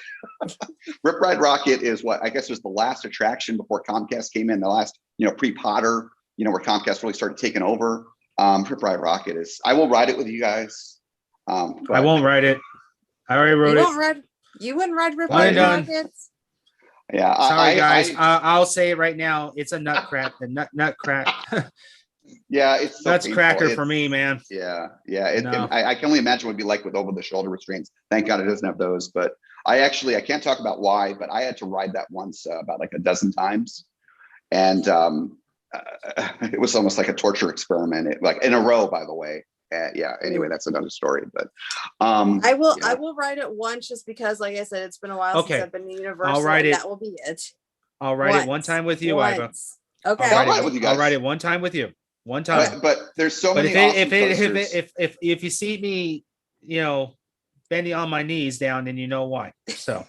Yeah, no, it's a fun ride. We'll do it once, but it's a one and done because we have so many other awesome coasters and rides to do. And the Bourne Stuntacular, not even a ride or a coaster, Bourne Stuntacular is like the best stunt show I've ever seen. And I've seen the Pirate Stunt Show in Shanghai with the simulated skydiving thing, which is really cool. And they're actually floating above the turbolift fan thing, and they're jousting in the air. Two guys are like sword fighting. It's really cool. And I love Waterworld. Waterworld in Hollywood's great, but oh my God, Stuntacular, Bourne Stuntacular is so cool. I don't know how they do half the things they do. I gotta get my Mummy ride in too. I love the Mummy. Oh, Mummy's great. Mummy is a awesome. premier. Mummy is one of the best premier coasters out there. It's one of its first too. And it doesn't invert or anything, but it's the theming with the ride, and Mummy's awesome. And it's so much better, the one here in Orlando. It's not, the fake out and all that, and the fire on the ceiling. It's so cool. So yes, Stephen, I agree. I will probably bring a cup with me for that ride. So. That's a good idea. It was really bad when I rode it. My voice sounded like Donald Duck when I got off. So that's how bad it was. So rough. And here's the thing that's unfortunate. There's this section towards the end of Rip Ride Rocket where it has kind of like an intimate, it's a Mauer coaster, but where it's got these kind of quick transitions as it's kind of going down. And if that ride was smooth, that would be so fun, but it's not smooth. So, well, David, what we have to ride after we ride Rip Ride Rocket would be the drop tower. Oh, yeah. I didn't get to ride that. I didn't get to ride that when I was at Universal. You've been at Dr. Doom's Fearfall? You're talking about Dr. Doom's Fearfall? Oh, you're just making it. Okay. Yeah. Sorry. Yeah. They have a drop tower at Islands Adventure. I never got to ride it. Now, I'm going to say something. This is time to be serious. Uh-oh. I mentioned earlier that, everyone listening, everyone watching here, we got a great audience. Thank you for joining us, guys, tonight. I said, you got to get to Islands and ride Velocicoaster. The thing that sucks is, and given the size of the coaster, it would be prohibitively expensive for them to make that an indoor only coaster. It's gigantic. That second half is so spread out, especially. So it had to be outdoors, and Hagrid's is outdoors. I don't know if Intamin's doing anything different, or with the maintenance or the steel they're using, but Florida weather, lightning capital of the world, and all the rain we get, the salt air, the humidity, it's probably not going to age well. I mean, I'm not saying that tomorrow or a year from now it's going to suck, but get on it sooner rather than later, because it's going to ride its best after it's been flexing its muscles. They've been testing it like crazy. It's riding amazing right now. And, I'm hoping in 5 years it still will, but who knows? So I hate to be Debbie Downer, but M&M Amusements just brought up a good thing for Steve, Yeah. but What's I up, guess Mark? I'd be happy to announce, I don't think we've mentioned it on here yet, but yes. Andrew and I, for the first time, and I just didn't realize that it was Holiday World's 75th season for Hollywood Nights. So that's a good thing for me to go for my first time for a special event like that. So That's yes, really cool. yeah. Nice. So I'm excited for my first time. So 75. yes, the entire Coaster Challenge podcast team will be together for the first Yay. time at Hollywood Nights. Yes, so and we so will many. be there. And so many, I just made a post today on Facebook, but there's so many of my friends, some of my friends locally here, my friends Mark, and I think Kaylin's going to go, and definitely Austin. And then some other friends like the Augustines are going to be there. Larry and Gene are going to be there. So far away Chuck friends. and Chase. Chuck and Chase, that's right. Jeff That's and right. Logan. Oh my God. I mean, it's Yeah. going to be the coaster enthusiast capital of the world night, because every Yep. coaster enthusiast I hear goes down there for those 2 nights. And I'm looking forward. This is my first time, and I can't wait to get on Voyage and see what Oh that's my like God. at night. And again, I've been talking my top 10. There's only one coaster in my top 10. Ghost Rider. I love Ghost Rider. Wait until you ride Voyage Right. Trimless at night. My top 10 is going to change. And I'm not one of those people, oh yeah, this is in my top 10. I've got a list, guys. I got a list. I can share it with any time, because I want to be serious and accurate. Like, what are my top 10? And I keep a track of it. But yeah, Voyage. And I know, spicy take, guys. I'm probably going to lose my enthusiast credit here. I actually love B&M Wings. They're not my like top 10, but I love them. You'll love Thunderbird. Thunderbird. Correction. Because it's launched. Yes. 75th it's a anniversary launch. for the park. Yes. For the Yes. park, Thank not you for for Hollywood that Nights. clarification. Right. But yeah, by the way, M&N Amusements, quick plug, that's Mark and Natalie. They're going to be on our podcast soon as well. I'm working with them right now. We're going to be doing a audio test next week for their mic that I'm doing just with them, and then we're going to be scheduling them. So Yep, to they have are you part guys of on. my Ohio Coaster family. So thank you again, Mark, for tuning in tonight. Appreciate it. All right. All right. So I know you have been dying about telling us about that Heartline roll, or the Mosasaurus roll. So do you Yes. think that's the strongest impact during that ride? Yeah. So again, even though you're stapled, and because you're right over the water there too, so it's kind of like maybe a little bit like a fear factor thing, I guess, but you feel like you're going to fall out. I mean, the only thing I can compare to personally, and it's not a fair comparison, but I just rode Tigris. I've ridden a whole bunch of the Skyrocket 2s. I've ridden probably, I think, most of them at this point, 4 of them, I think, in this country. And I just rode Tigris as at Busch Gardens last weekend, the day before I was at Universal on Saturday. And when you complete the 3rd launch and you finally start to go through the full circuit, the first thing you experience is you get to the top and you do that slow Heartline roll, the inline roll. And that's cool because it's so slow. But it's a fairly short one. It's not stretched out barrel roll like the one on Velocicoaster. So, but you're going so slow, you feel like you're going to fall out. But with what's even freakier than that on a Skyrocket 2 is this Heartline roll on Velocicoaster, because you're at speed. You're not 70, you're probably like 50 at this point because you've bled some speed. But with that stretched out, you're hanging there for a few seconds, and it is freaky. It's a good freaky. It's fun. There's so many great forces that you don't get on almost any other coaster out there.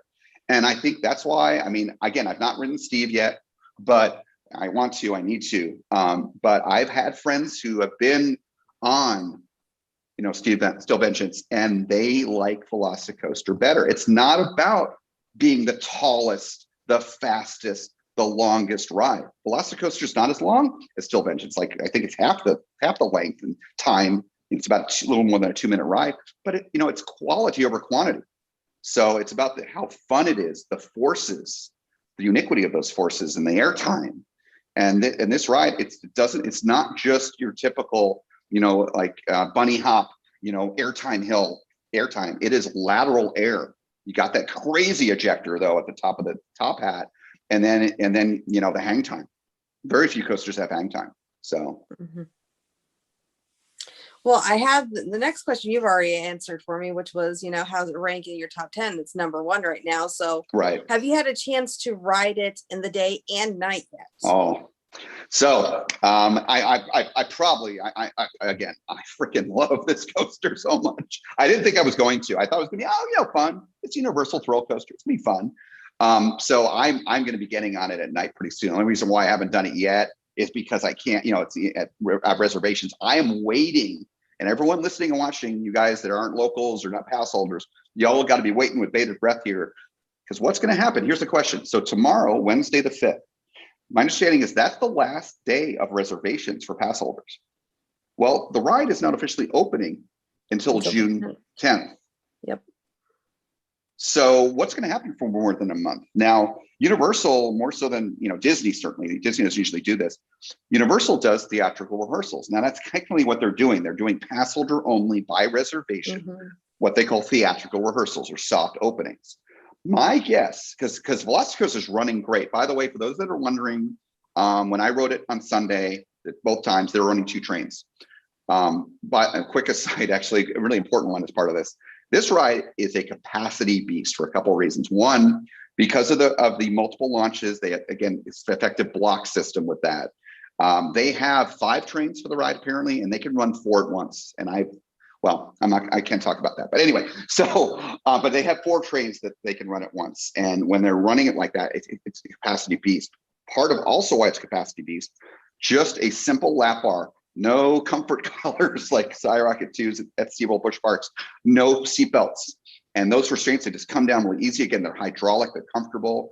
It's easy to check the seats and they load really quickly. This isn't some 2-minute Six Flags loading, you're yawning while you're waiting to be dispatched type of experience. I didn't time them dispatching. I should have done that, but it's quick. So this thing can just move through. But so I'm wondering, it's running well. I didn't see it really have downtime at all in these previews that I've been there for. So I'd like to think that, and actually Larry and Gene, they're here all week. I'm going to be at Universal with them on Friday. We're all hoping that they're going to start public theatrical rehearsals starting maybe even Thursday or Friday. I'm not saying they're doing that. I don't know. I'm just hoping. But whenever they start open, rides like that, I need to get on it at night. Because oh my God, it's going to be insane with that blue. Blue is my favorite color, and the blue lights, and seeing more of the lights in that first launch, and more of the theming at night, and seeing the Raptor screens and stuff, and the rock work and all those head choppers. How much lighting is on the ride itself. It's got to be a crazy experience. So I'm so excited, and certainly when you guys are here, hopefully we can do that because usually Islands is open late in October because of Horror Nights, so they're trying to balance the parks. And it gets darker earlier, of course, than say this time of year, almost in the summer. So I hope we get on at night. And Hagrid's, by the way, I'm embarrassed to say this. I'm a local. I've not ridden Hagrid's at night yet because the virtual line, it's hard to get a reservation at the right time. But I hear Hagrid's is incredible at night. So, yeah. So do you think that Intamin will outdo Velocicoaster? I think so. I mean, that's the thing that's amazing about coasters, and it's all about technology and great designers. And Intamin clearly has some great designers right now. They've got an Alan Schilke level design team, I think, in my opinion. I think with technology and combined with good, talented people, I think even more incredible things can happen. I would love to see like a Velocicoaster, a Blitz coaster with more than 2 launches. Make it fine. Steel Vengeance. Oh my God, it's the longest coaster, thrill coaster, whatever. Well, Intamin could do that. I'm sure someone pays enough money. They can have more than 2 launches in a ride. They can make a longer ride. So I think they will. It's just a matter of having space. Universal does not have enough space. Now, Epic Universe is going to be having some interesting coasters. None of them are rumored to be Intamin. One of them is a couple of them are Premier Track. One is a mock, but there's a racing coaster that's next to How to Train Your Dragon Land, not part of that. That is going to be apparently a mock racing coaster. It looks pretty big too from the permits rendering what we know so far. But yeah, but anyway, I would love to see bigger intimate coasters. I'm excited to ride Pantheon. Pantheon looks like it's great. I don't think it's going to be better than Velocicoaster. Velocicoaster is I think it's going to be the coaster of the year. I don't think Gwazi is going to beat it. I just don't. But if Gwazi we'll even see. opens this year. Even if it opens this year, it may not be It till opens this 2022. Yeah. I'm gonna be pissed if it doesn't open this I year. know. Well, I'll be okay, so I get it. mad. I get it, but Velocicoaster is so much better than we thought it was going to be. So I think you'll be redeemed by that. You'll be happy with that. Yeah, because this will be my first visit to Busch Gardens Tampa, so it would have been Same. nice if Iron Gwazi would be open for that first trip. Busch Gardens Tampa is a beautiful park. I haven't been there in a couple of years. It's a little further away from my home because I live on the other side of Orlando in the Northeast. So it's like 3 hours for me to get there. But I went there on Saturday for the first time in 2 years. It's beautiful. I love animals. So it's got a great mix of animals, land animals and stuff and so forth, especially, and rides, great coasters. Falcon's Fury, I rode for the first time on Saturday. Oh my God, that was a rush. Facing down, like they slowly face you down at the top and then you drop. It's so cool. Yeah, you're gonna have fun, David. There's some world-class coasters there. Not Velocicoaster, but some good stuff, some good rides. So They got a couple I really want to ride. Sheikah.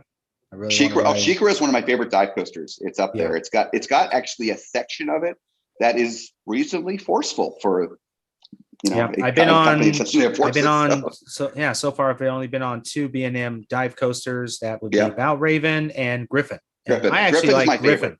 Yes, Griffin's my favorite. Griffin. I love the view from the top, but it's got a good layout. Yeah, I love Griffin. Okay, and I rode Yukon Striker, and that's my favorite dive coaster. So I'm gotta get on interested that. to see how that's going to be. Now I'm looking forward to Cheetah Chase. Yes. You mean Cheetah Hunt? Cheetah Hunt? You mean the intimate? Or yeah, Cheetah Hunt. Sorry. Oh boy, don't. Okay, so It's supposed to be like Maverick, but it's Maverick's don't disappointing little start, sister. Andrew, I've never been. No, it's not Maverick. I know it's not Maverick, but you can't always have a Maverick. Yeah. No. So it's gotta be better. It's gotta be better than the Manta in San Diego. Oh yeah. Manta's a great family coaster. The one in San Diego, the mock, multi-launch, non-inverting. But no, I mean, I was pissed. Cheetah Hunt. I was at Busch Gardens Tampa all day Saturday, or in the afternoon at least, and Cheetah Hunt was gonna be my last one. I was gonna do it last, and it broke down at the end of the day. Literally, I'm sorry. A train got stuck on the first launch. Stephen, and sorry guys. Stephen just made a great comment. What did he Cedar say? Point. He said Cedar Point will be crying at the Golden Ticket Awards now that this is opening. Probably. Yep, they will be. They will. Sorry, Tony Clark. But but, that's a good one, Stephen. Yeah, I like that. Stephen's That's so great. funny. We talk all the time, but he's a character. So Cheetah Hunt, it's a fun coaster, but I think what happened is Busch, they wanted to tame it down a little bit. It's not, I don't think it's as exciting or thrilling as Maverick. It's got a really cool layout though, the way it kind of goes up into the, it's interesting, but I'll ride it. It's a fun coaster. So. Well, you better ride it because I am. Oh no, I'll be on there with you. I'm there for it. I'm there with you. So, got more questions? Yeah, one more. So what does Velocicoaster mean for the future of Universal Studios and Islands of Adventure? So here's what's interesting. So again, I love the Universal Orlando Resort, Volcano Bay, which you guys have not been to, right? So nope. I don't know if we'll get to do that, but maybe because we have the passes. But you get 2 park or 3 park passes, by the way, just 2 park. 2. Yeah, it's probably okay. So we don't probably do Volcano. Volcano is beautiful. It looks like a lush oasis, and it's got the cool lazy river through the volcano, and it's got an amazing water coaster that's magnetically launched, the only one I know of. Anyway, so that's a great park. Universal Studios Florida, it has its own identity crisis because it's got a lot of aging attractions, Men in Black, Simpsons Ride. It's got the Kids Zone, which they're not sure what to do with. It's got some fun rides. It's got, for example, it's got Mummy. It's got Diagon Alley and Gringotts is, I think, a great screen coaster ride. One of the few tilt coasters in the world. technically a tilt coaster, but they need more in Universal Studios Florida. It's crazy. There's no water rides in Universal Studios Florida. All of them are in islands for the dry parks. I think what Universal is going to need to do is they need to rip out Rip Ride Rocket. Speaking of rip, and they need to put out an amazing coaster in there. I don't know what. I mean, it would be a great footprint for a Raptor because they're narrow and long. It's great, perfect for that. But a Raptor, the capacity is way too low. So I don't know. But what it seems to be is islands, just because of the room there, the expansion pads they have, et cetera. They've been able to do more with it, but it makes Universal Studios Florida look that much more lacking. But overall, comparing those three, but regardless, Velocicoaster, what it shows is that Universal is not afraid in that theme park spectrum to go after the big boys in terms of thrill rides. Again, Velocicoaster, it stands right up there with the best of the best. Again, I've not been on Steel Vengeance, but people are saying it is better than Steel Vengeance. Larry and Gene, I talked to Larry on the phone yesterday after they rode Velocicoaster. They are Steel Vengeance nuts. They're crazy about Steel Vengeance. And they said that Steel Vengeance is still better, but it was close. I mean, it's very close. So what I think this means is that Universal is saying, Disney, they're crazy, they're delaying their coasters. They're not really thrilling coasters. We are going to build real thrill rides. We're going to have amazing theming, amazing immersion. And they're just, Universal wants to take over. They really want to take over. They're going to have everything. It's not just, you don't have to go to Six Flags anymore or Cedar Fair to ride an amazing thrill coaster. And I think they're going to build more of these. I think that's what we're going to see at Epic. Well, that's why I said if Universal wants to do it, they're going to, not just Florida, they're going to have to do it to all their parks. Hollywood, they're going to have to do something, because if they want to want to dominate, they got to do it in all their parks. I mean, Florida dominates. I've been to Singapore, and it's Florida is their flagship, and it's largely because of the space issue, the blessing of size. But it's also the competition thing, because what's happening right now, and again, it's not just me and my friends talking about this. Pete Werner, one of my favorite podcasters from the Diz Unplugged, he usually hosts the Diz Unplugged, the Disney World edition, which I listen to every Tuesday, Wednesday. He loves to criticize Disney when it's warranted, and he has been criticizing Disney through the pandemic. And he is talking about that because he owns Dreams Unlimited Travel, one of the largest travel agents, independent travel agents here in Florida. And they are seeing people just go to Universal instead of Disney, or spend more time at Universal. He sees the numbers, he sees the bookings. That's what he does. And so it's not just anecdotally. And that's what Universal has to do, because there's so much competition here, and they are winning.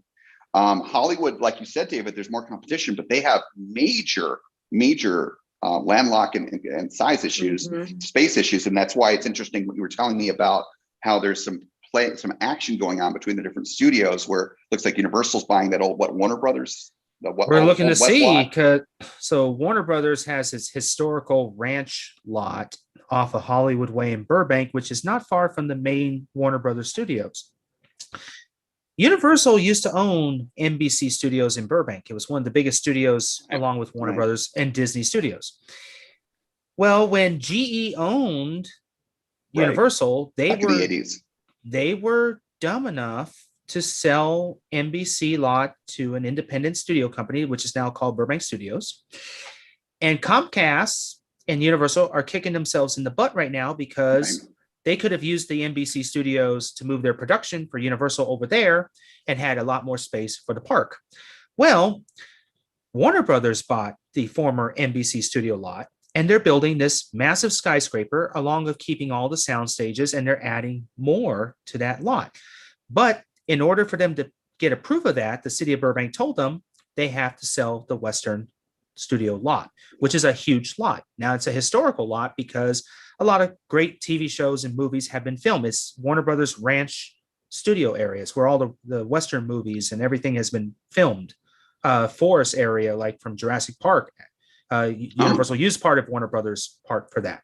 So there was a rumor, and it wouldn't surprise me if this is true from my sources, is that Universal has an interest in the Warner Brothers Western lot because it's pretty huge, and they could move majority NBC, most of their productions that are over at Universal City over there, and it would give Universal Hollywood down below where Jurassic World and Lego or Super Mario World is being built.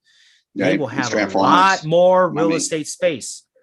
And they're also talking about buying up homes in the mountains and flattening some areas of the mountains and doing whatever it takes to make room. So I'm curious. I'm just watching what Universal is doing with Hollywood, because they just tore down Saddle Ranch restaurant in front of the park. In City Walk, And City Walk's been going through some transformations. So I think there's going to be a major investment into Hollywood, because I heard they may be expanding Harry Potter down there now, and now they're looking to do a lot of changes. So let's see what happens. Yeah.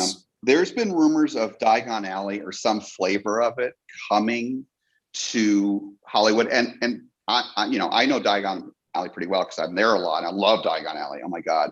There's actually all these nooks and crannies. There's Nocturne Alley, and there's like this other side of the outside portion of Diagon Alley that's not near Gringotts, that just like shops and stuff. They could make a smaller version of Diagon Alley and not lose the key features, not lose the dragon, not lose even Nocturne Alley. They could make it like half the size and get the key aspects of it into Universal Studios Hollywood. And there's been rumors of them doing something along these lines for years.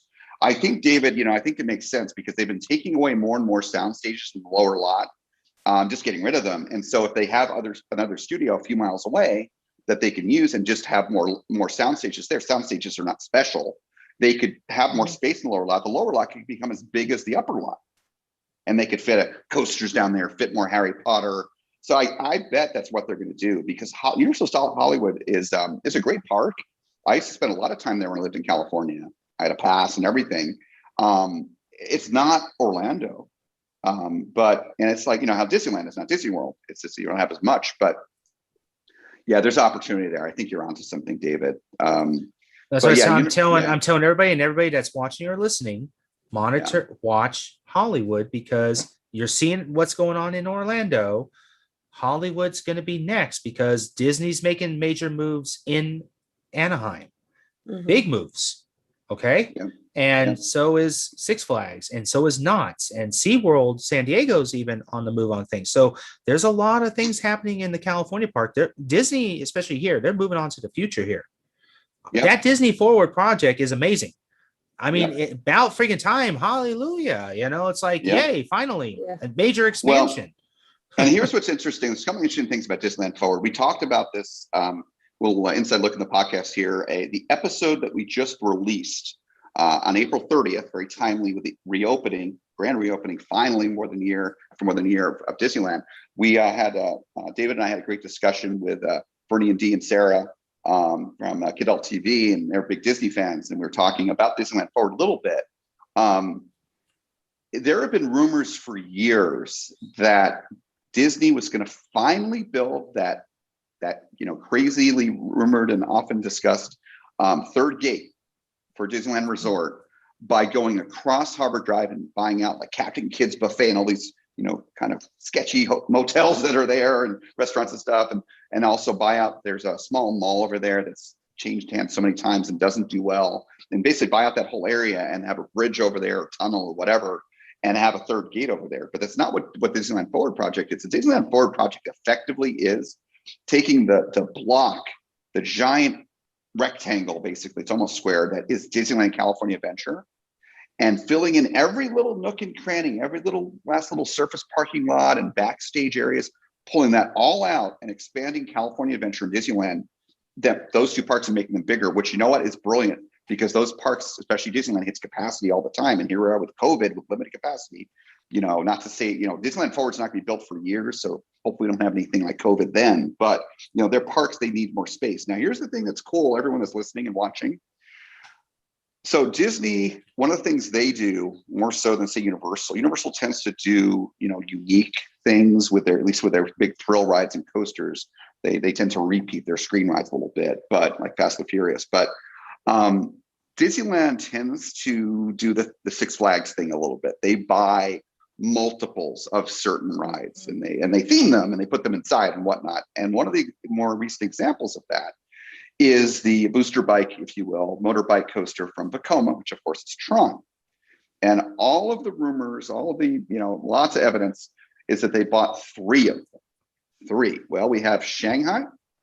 They got Magic Kingdom. I'm so excited for that. Hopefully next year. Well, it is rumored that the 3rd one is coming to Disneyland. Now it's either going to go into Tomorrowland and they're going to do a whole, maybe take out Autopia, because that thing is just, gas guzzling, smelly cars. Who needs those? And maybe take out Buzz Lightyear as well to fit that in, or however they're going to do it. Or it is rumored it's going to be going in one of these, basically what you can call expansion pads as part of the Disneyland Forever project. And I think that'd be great. I am so excited for Disneyland Forward because I love Disneyland. Disneyland was my home Disney park for years. And David, I'm thrilled for you because that is your home Disney park and will be. So it deserves it deserves an expansion. I mean, Galaxy's Edge was a great expansion. So sorry guys, I'm being interrupted. Disneyland needs it. And I think the city of Anaheim finally woke up about it after the pandemic. So yeah, if there's one good thing for Disneyland that's come out of the pandemic is the city of Anaheim finally, and rightly so, has realized, oh my God, this largest employer in our city, they are important to us. Yeah, of course they're important to you. They're important to you because they also bring in business for every other business in Anaheim, the hotels, the restaurants, all the service businesses, even the CVS and the Walgreens that are there, all the tourists go in there and buy stuff. I mean, come on. I can't believe that Anaheim has been so hard to deal with for years. We should be thankful and bending down and kissing Disney's virtual boots because of all the money they bring in. Come on, guys. I mean, they had their heads up there, but yeah, anyways, so it's better now, hopefully. Yeah. So great conversation, man. It's well needed. That's for another day. I have a funny feeling in another podcast. Yeah, but and then here on this coast, it's crazy because that's not happening here. Yeah, they're building a couple coasters. Epcot's plans got pretty much axed and budget cut because of the pandemic. And meanwhile, Universal's building another gate, and Epic Universe is, well, to use a word, it looks going to be like it's going to be epic. There's some of the rumors I've heard about it. It's crazy what they're going to be doing. The crazy high tech. Amazing thrill rides, amazing immersive rides and theming, getting that Donkey Kong cantilever coaster you're not going to get in Japan necessarily right away, and certainly not in Hollywood, with the issues they have unless they expand there, like we talked about. But I can't wait for the next 4 or 5 years here in Orlando with the stuff Disney's doing, good couple coasters, and certainly with what Universal's doing. Yeah. Yeah, definitely. So. Okay, so I think we need to switch the topic of conversation from prehistoric dinosaurs to someone who probably felt pretty prehistoric just recently. Thanks. Oh, poor Dave. Thanks. Okay, you're slightly getting over. Wait a second, David. Was this a midlife crisis? Is that why you went ahead and did this? Is that what's going on? No. It was to make a statement. Okay. Make a statement for what our mission has always been from day one. Absolutely. All joking aside, you definitely all joking aside. We love you, David, by the way. We do. Love you. We're very proud of you. We're very proud of you. Yes. I would never do what you did. And for those listeners who are just tuning in and have not heard, David celebrated his 40th birthday yesterday, and to celebrate it, he decided to sky jump off of the stratosphere in Las Vegas. So we're getting ready to discuss his sky jumper experience now. So David, how long have you been thinking about doing the sky jump experience on the stratosphere? I want to take the opportunity to thank Taylor Bybee because he challenge Coaster Kid. And when I started Coaster Challenge, Coaster Kids and Coaster Challenge have a lot in common. The whole purpose is to help people break their fears. And riding roller coasters really changed my life because before I even rode roller coasters, you couldn't get me on them. If you listen to my podcast from the first episode of my story, you'll know that, and I think there's a lot of people out there in the same situation, that fear, it keeps your life limited. So roller coasters was the step for me to face my fears, and traveling this great country and experiencing some of the greatest coasters that we have out there now. It's really turned me into a very fearless person. So when Taylor did that video, when he did the sky jump many years ago, and I saw that, I was like, I didn't know the Stratosphere had that attraction. I was like shocked what I saw. But then I looked, I'm like, you know what? That is the ultimate fear factor, because the one thing that fear was with me was heights. And I was like, and almost every coaster enthusiast we've interviewed on this podcast so far, some of the greatest coaster enthusiasts we have interviewed, you Iva and Andrew, you both have interviewed, they've said the same thing. They can ride any coaster, they can launch them 120 like Top Thrill Dragster, but they're afraid of heights. That was like the biggest challenge with many coaster enthusiasts. So I literally watched for years so many of these sky jump videos and watching how people's reaction, what was intake for it. And I was like, well, I've been wanting to do it for years. So it's like, but I couldn't afford it because it is a little expensive. But and also you had to weigh under 275 pounds in order to jump, because you have a 10-pound harness on you and there's a weight restriction on how much the cable can support. So you have to be under 275 pounds if you want to make that jump. At the time when I wanted to do it, I didn't qualify because I was 25 pounds overweight. But I dropped 125 pounds over the past couple of years. So now I fully qualified to do the jump. And so I was trying to figure out what was a good time, but I could never get to Vegas. I was never in an area where I was near Vegas to do it. And I wanted my friends and my family to go with me so they can witness it. So I have someone there to film it for me. And I couldn't get anybody to go with me. And then finally, I realized that my 40th birthday was coming. I said, you know what?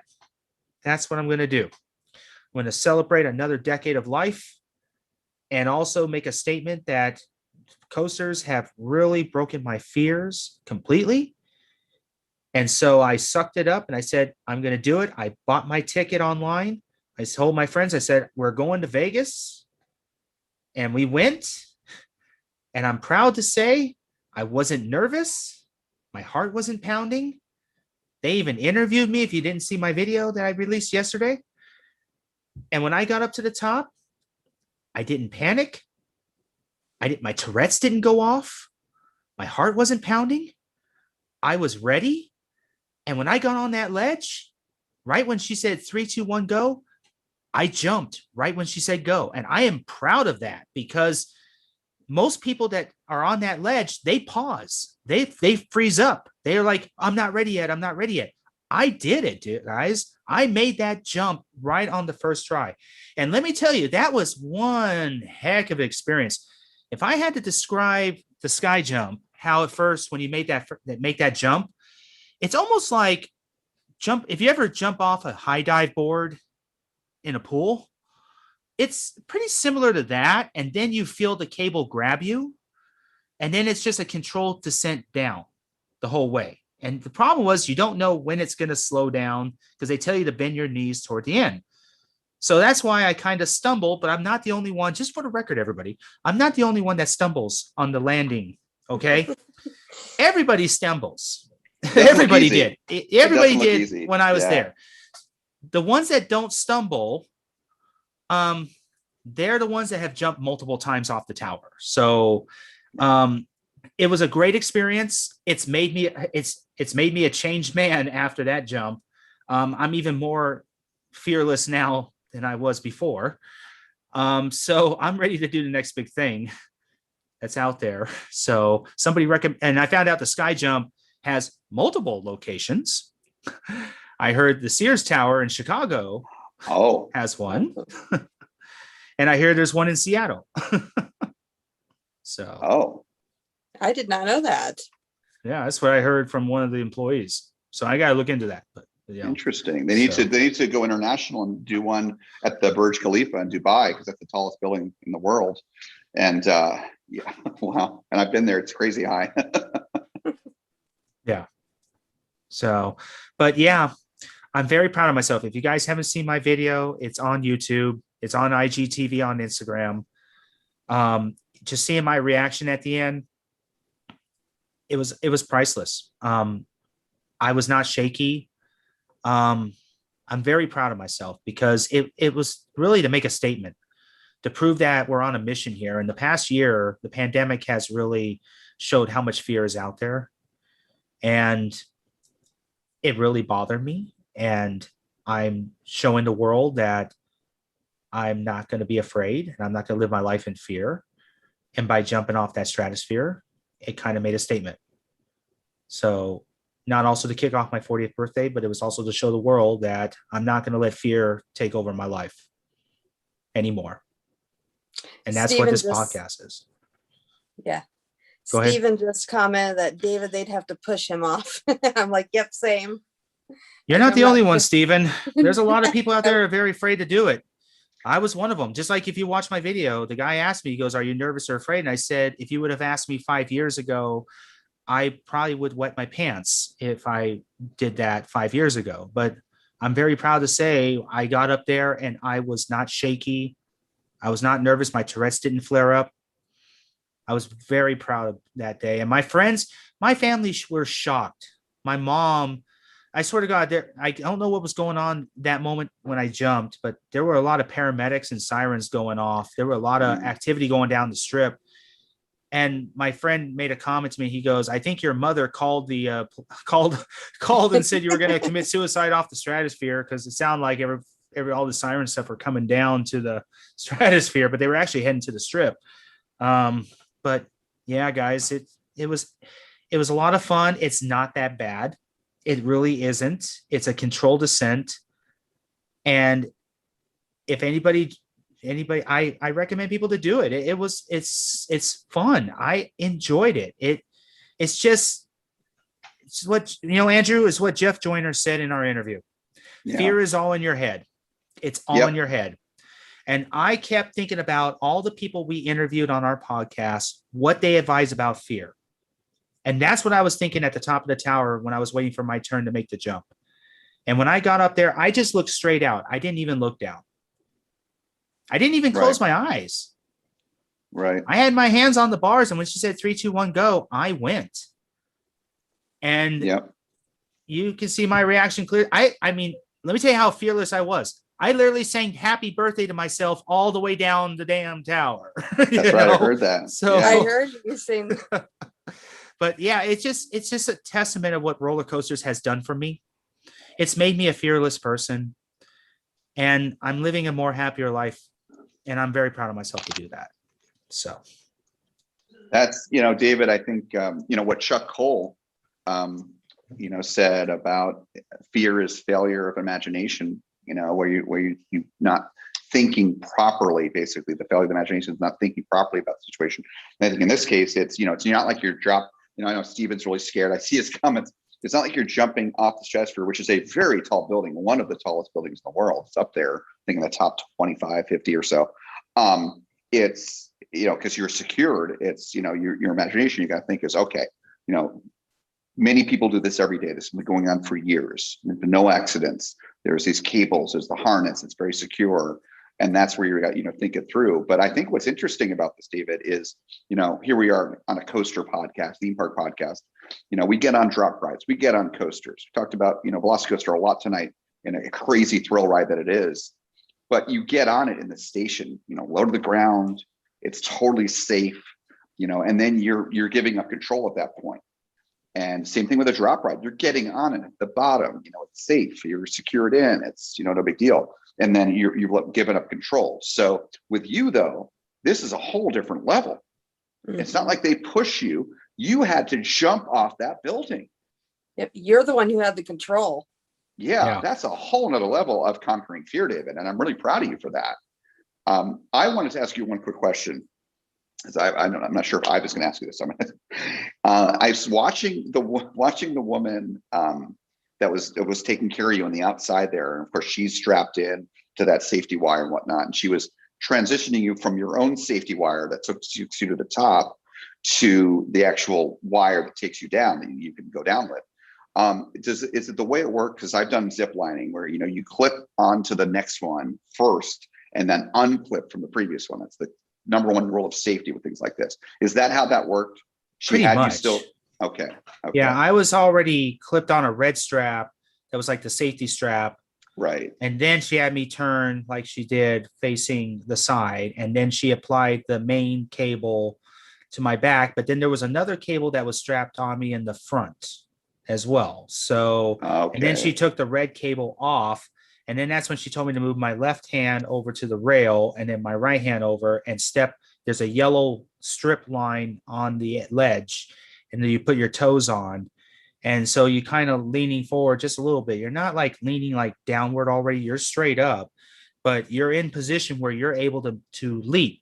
And I asked her before I went on the ledge, I said, so how are people making this jump?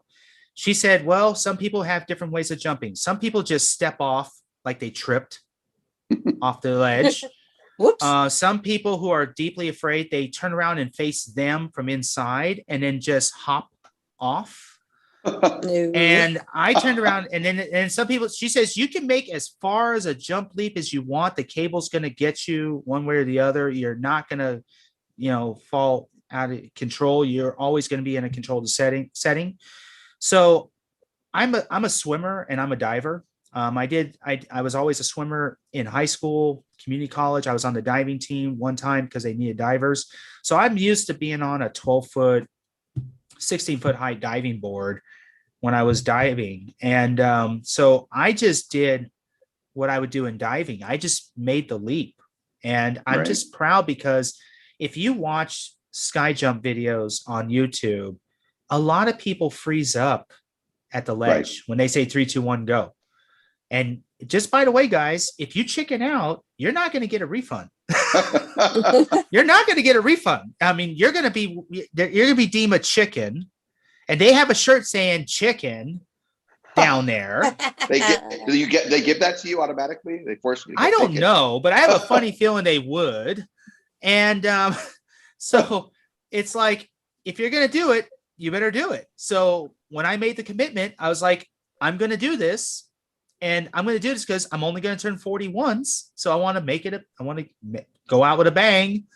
And considering the type of year we've all gone through, I needed a good thrill because I haven't been on a single roller coaster so far this year. Haven't. Oh, because the parks have been closed. Right. So I needed a good thrill. So it really brought back that thrill I get from coasters. And it really helped. And I'm still processing this jump right now. It's been a couple of days. It's still processing in me. Like, what the heck did I do? So some of our listeners might not know that David, when he started riding roller coasters, there was one coaster that always got him, and that was California Screamin'.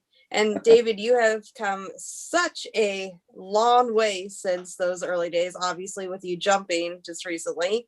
So how has your fear level been for doing the sky jump compare to what you felt years ago when after riding California Screamin' for the first time? So I like to follow the Logan Scream scale on Coaster Kids, which is 1 to 5 screams.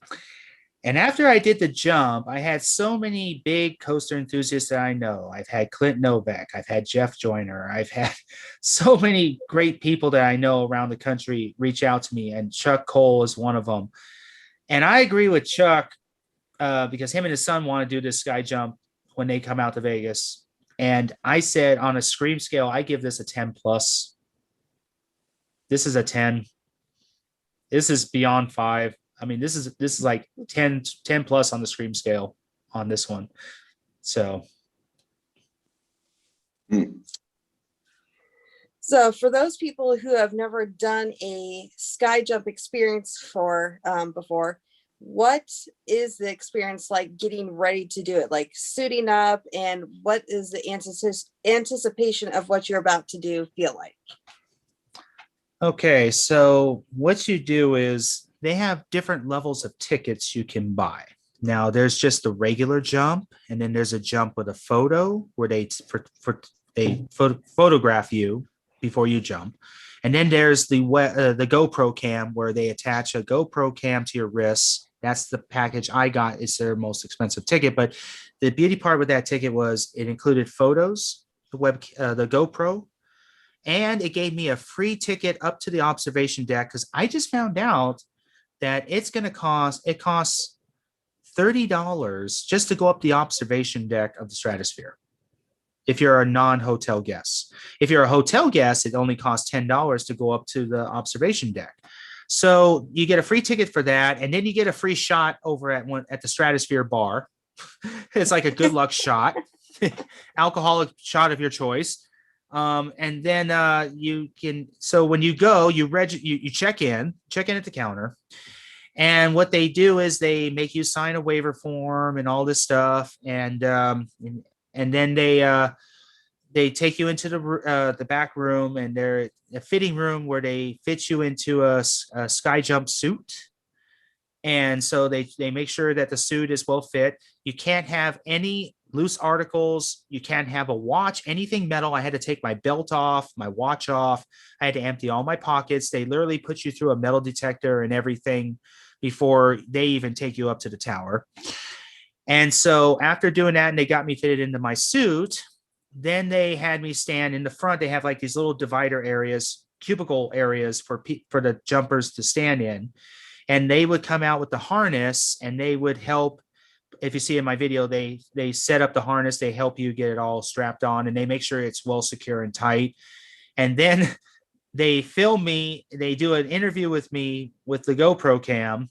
Then they had me, it's not in my video. I wanted to add it in there, but I felt it was going to be too long. But after they're done interviewing you and they got the harness strapped on, then they take you over to the weight scale and they have to weigh you. So you have to weigh under 275 pounds in order to make the jump. And the harness alone is 10 pounds. So if you weigh 265 and you put the harness on, it's going to make, you better pray it keeps you at 275. Otherwise, if you go 1 pound over, you can't jump.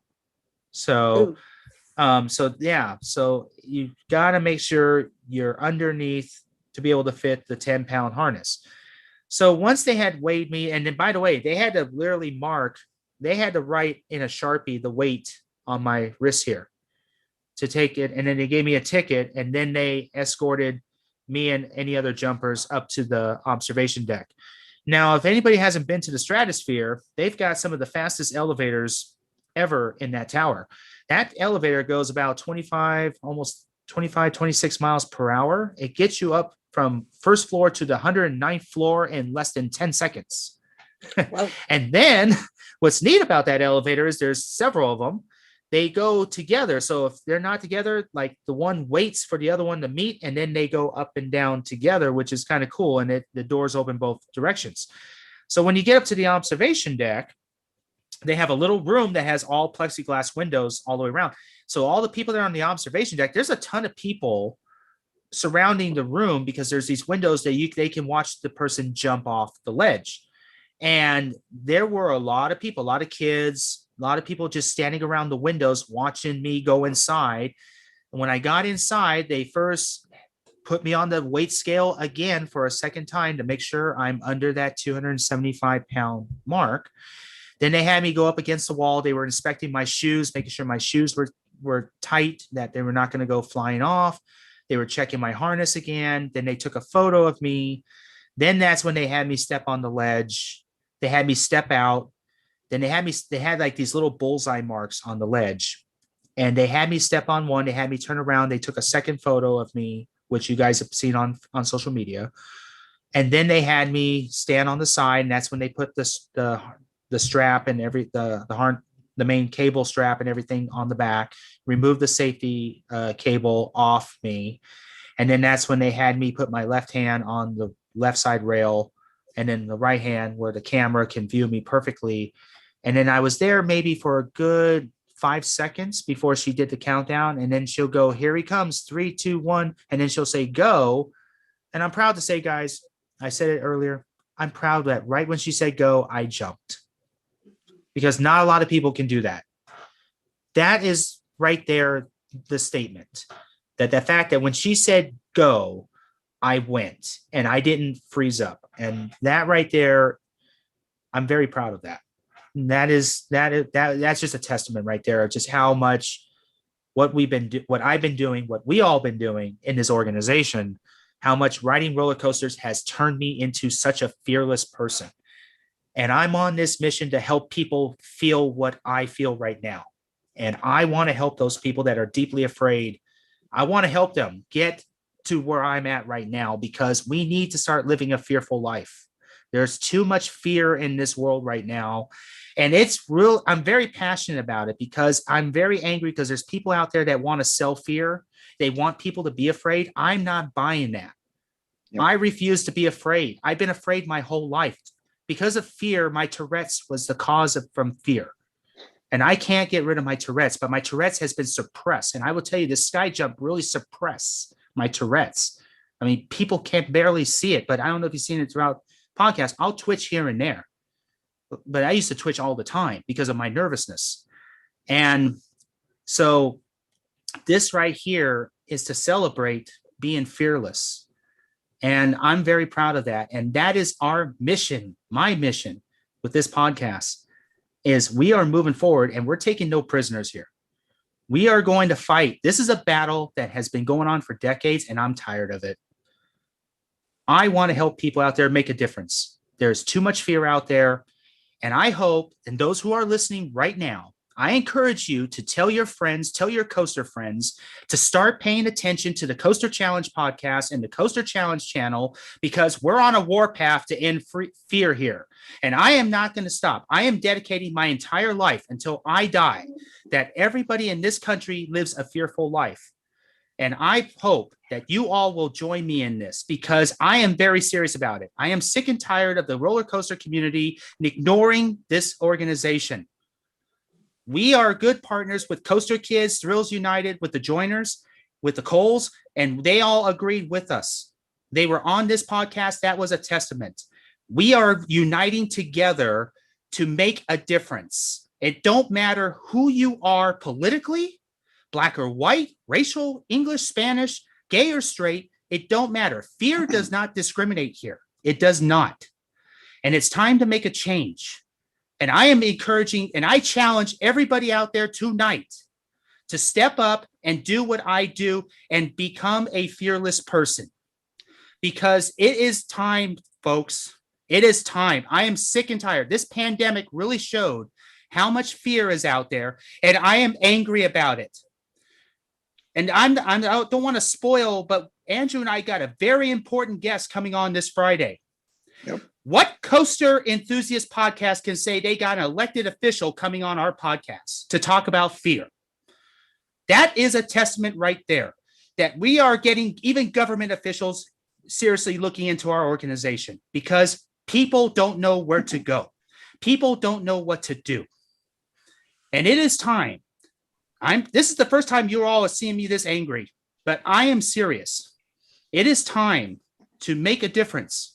And I am going to keep doing this no matter what anybody says. And I am thankful to have all of you, Iva, Andrew, JD, Jana, everybody who's involved in the Coaster Challenge organization. I thank you deeply from the bottom of my heart for believing in me. Because of you guys, you guys are the reason I made that jump. I made that jump off the stratosphere. And I thank all of you, your friendship. We're like a family here. The coaster enthusiast community is a family. The theme park employees, we are all a family here. And we all need to unite. The bullying and all the stuff that I see in the community must end now.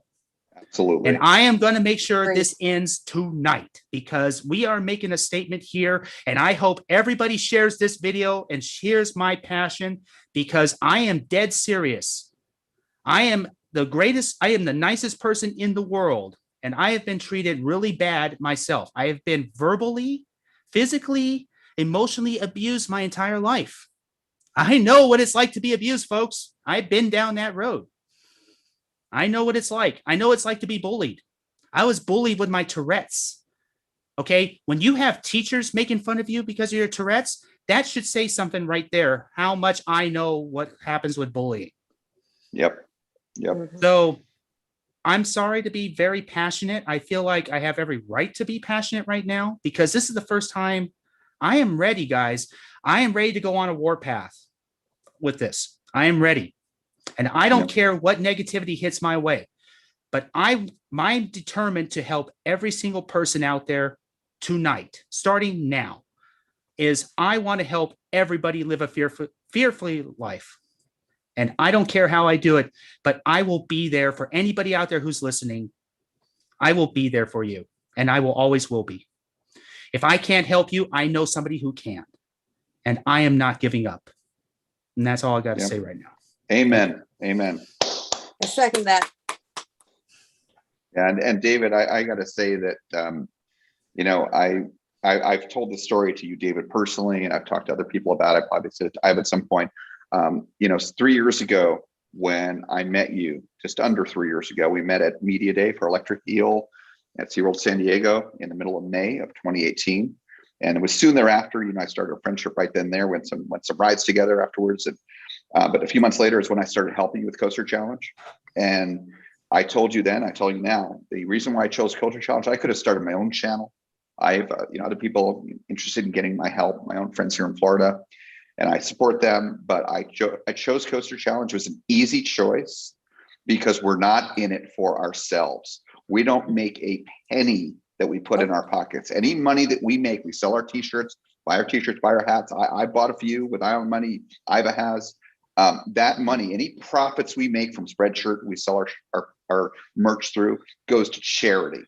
We're not trying to line our own pockets. At the We're end not of in competition. Yeah. At the end of every year, whatever money is made, I don't care if it's $10, $100, $1,000 in shirt sales, hat sales, mask. You can buy just about anything on our store. The purpose of that store is I want people to be able to wear this shirt or the lovely vintage blue shirt that Iva's wearing. I want you guys to wear this with pride because this logo here is a symbol. It's a statement that we are accepting the challenge to be fearful. Yeah. And inclusive. We only get like a $2 profit per shirt. So by the end of the year, no matter what Spreadshirt sends me in money, I let them on. I choose a charity and I have them send that money to a charity every year. Last year, we sent the money to the Tourette Syndrome Association. And also I raised $3,000 for a Kid Again Foundation for Orion. And I was very glad. I didn't expect to be the first writer. And you know what? I was really honored by that. And I thank all my supporters for that. That's awesome. And by the way, we should probably just go ahead and mention this. Any of you that are either watching right now, listening right now, or listening to the podcast later on, just go to coasterchallengeusa.com. That's our main website. You can access all of our podcast episodes there, by the way. And you can also get access to our store, our merch store, which is what we were just talking about. You can get our shirts and our hats and all the different merch that you can wear, and masks as well, by the way, for the pandemic here. You can help support a good cause. And I have to say, David, I really appreciate your that was an excellent speech there. And in the past few years working with you, helping you, I've also always been trying to face fear and anxiety because I've dealt with that in my life. And I really feel like I've been getting stronger and stronger. And David, Iva, some personal struggles I've been going through even very recently, even right now. And I'm doing so well. And my friends and my family, they call me to check on me because of what I'm going through. And they're asking me, Andrew, you're doing well, you're strong. I said, yes. And I think part of it, I know why now, is because I've been fighting fear with this. I mean, this isn't some church or something, but I've been living it. I've been interviewing people. I've been trying to get to the bottom of how we as humans can fight these fundamental psychological demons. Fear is our greatest enemy.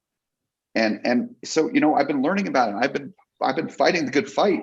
And I think that's what's been helping me to live my best life in spite of so much going badly in my life right now. And so I got to thank you. And, like you said, David, we've had so much fear, especially in this past year with this pandemic and misinformation in the media, trying to keep people watching by making things look, not as bad as they are, and just keeping people going, watching more commercials. And it's so wrong and so corrupt. And we can't have that. And we can't have fear in the community. We cannot have bullying. There is so much bullying in the coaster enthusiast community. People fighting back and forth about which coaster is best. There's no such thing as a best coaster. There's a favorite coaster. VelociCoaster is my favorite coaster, my number one coaster. But that doesn't mean it's Iva's or David's or someone else's. We each can have our own favorites. But you have to be in the community. We get so passionate about our coasters and our parks and our home parks and et cetera. But we got to be able to tolerate other people's opinion, just like with politics. Same thing. And I have been bullied within this community in a disgusting way simply because of my political beliefs. That is wrong.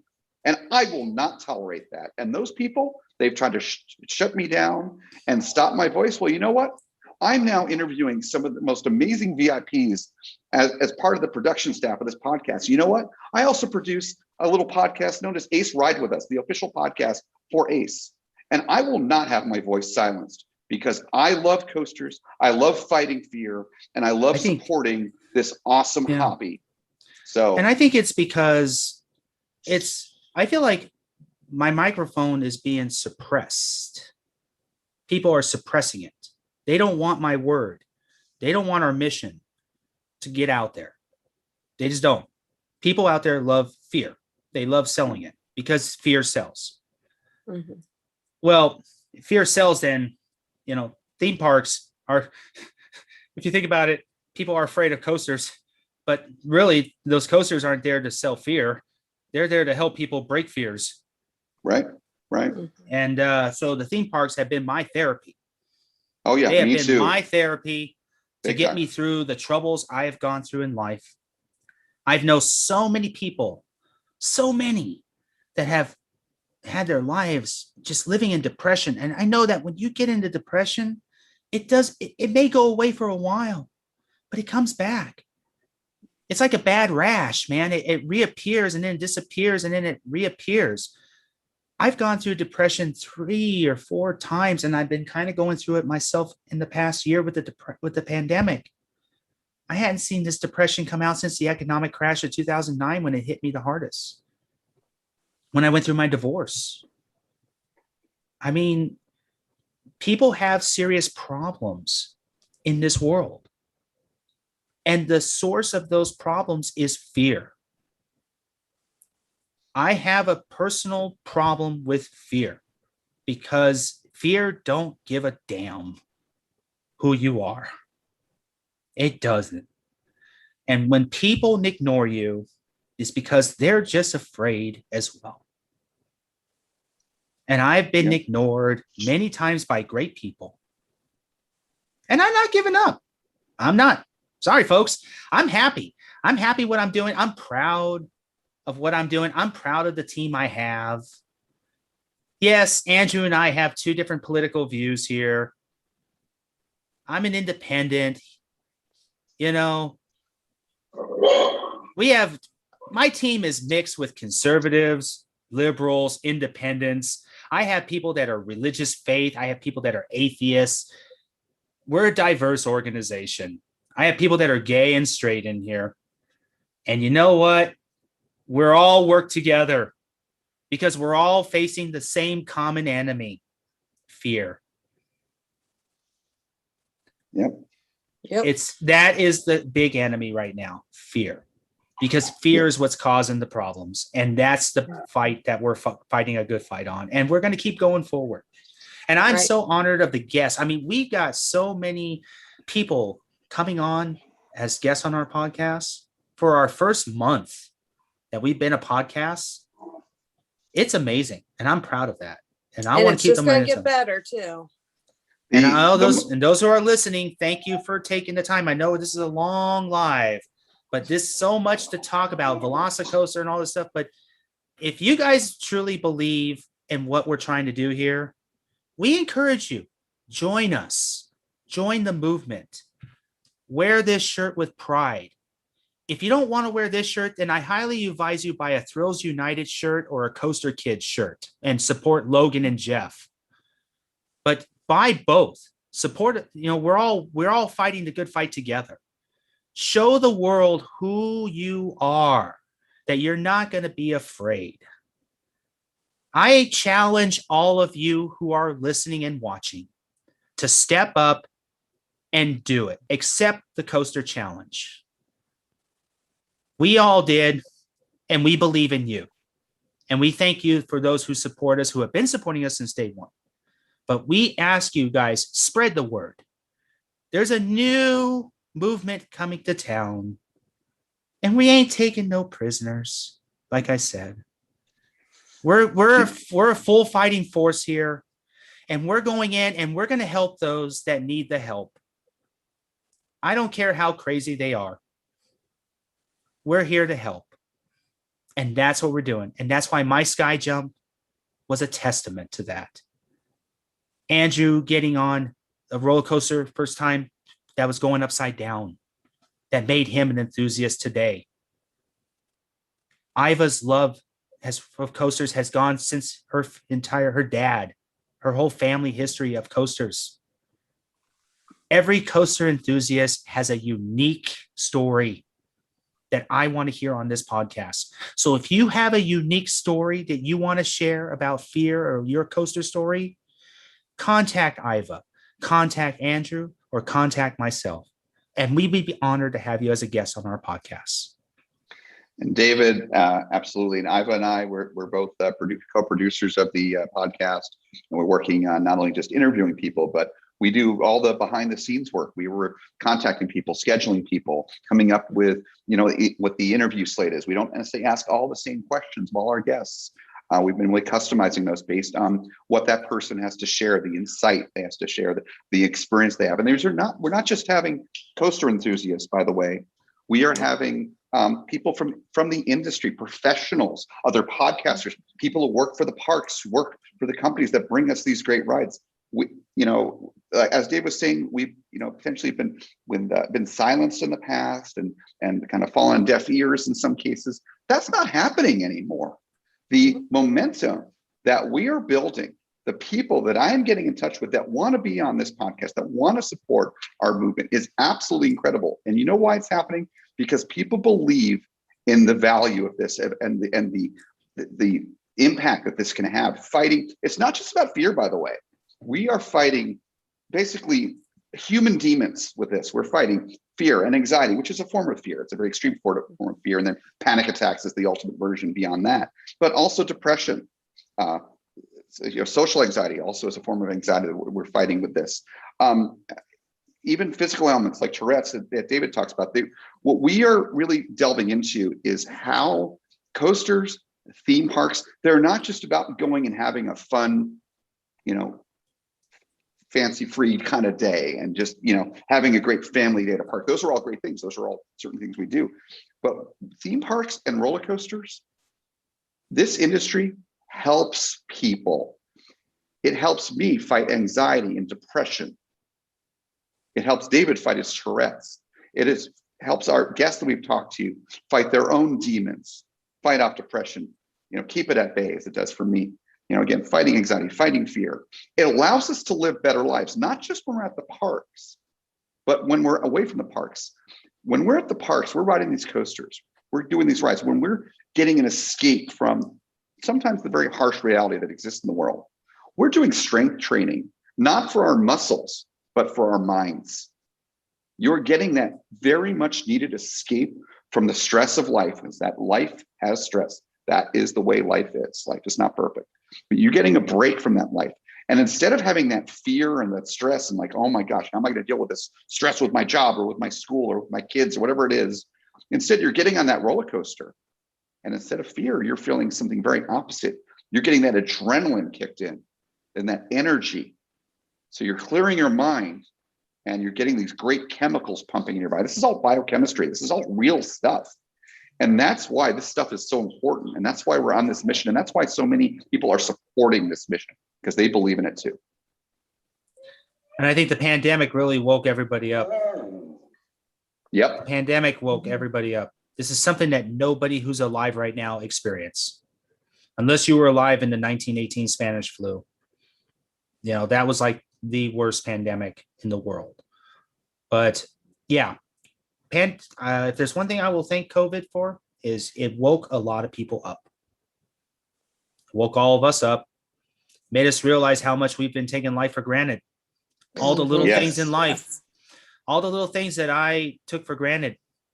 Now I look back and I'm thinking, gosh, what did I miss when I was younger? I should have been riding roller coasters when I was a kid. I should have been doing this a long time ago. There were things that I never got to do. Now I'm doing it now.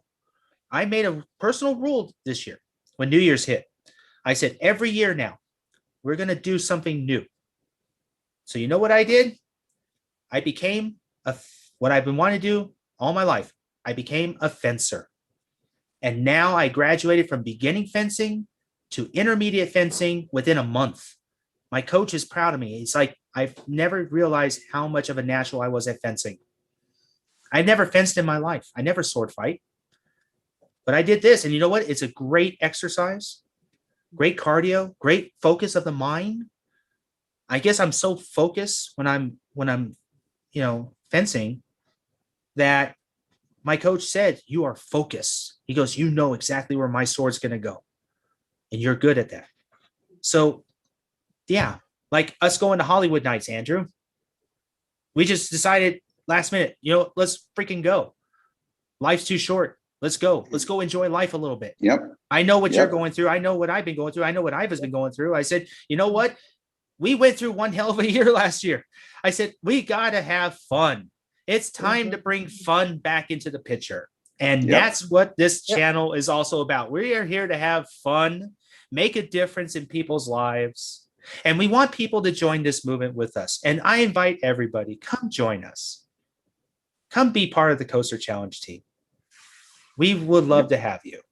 And so I really want to thank you guys. But Andrew, you've said some very passionate things, just as like Thank for the you. first time I have said live on TV.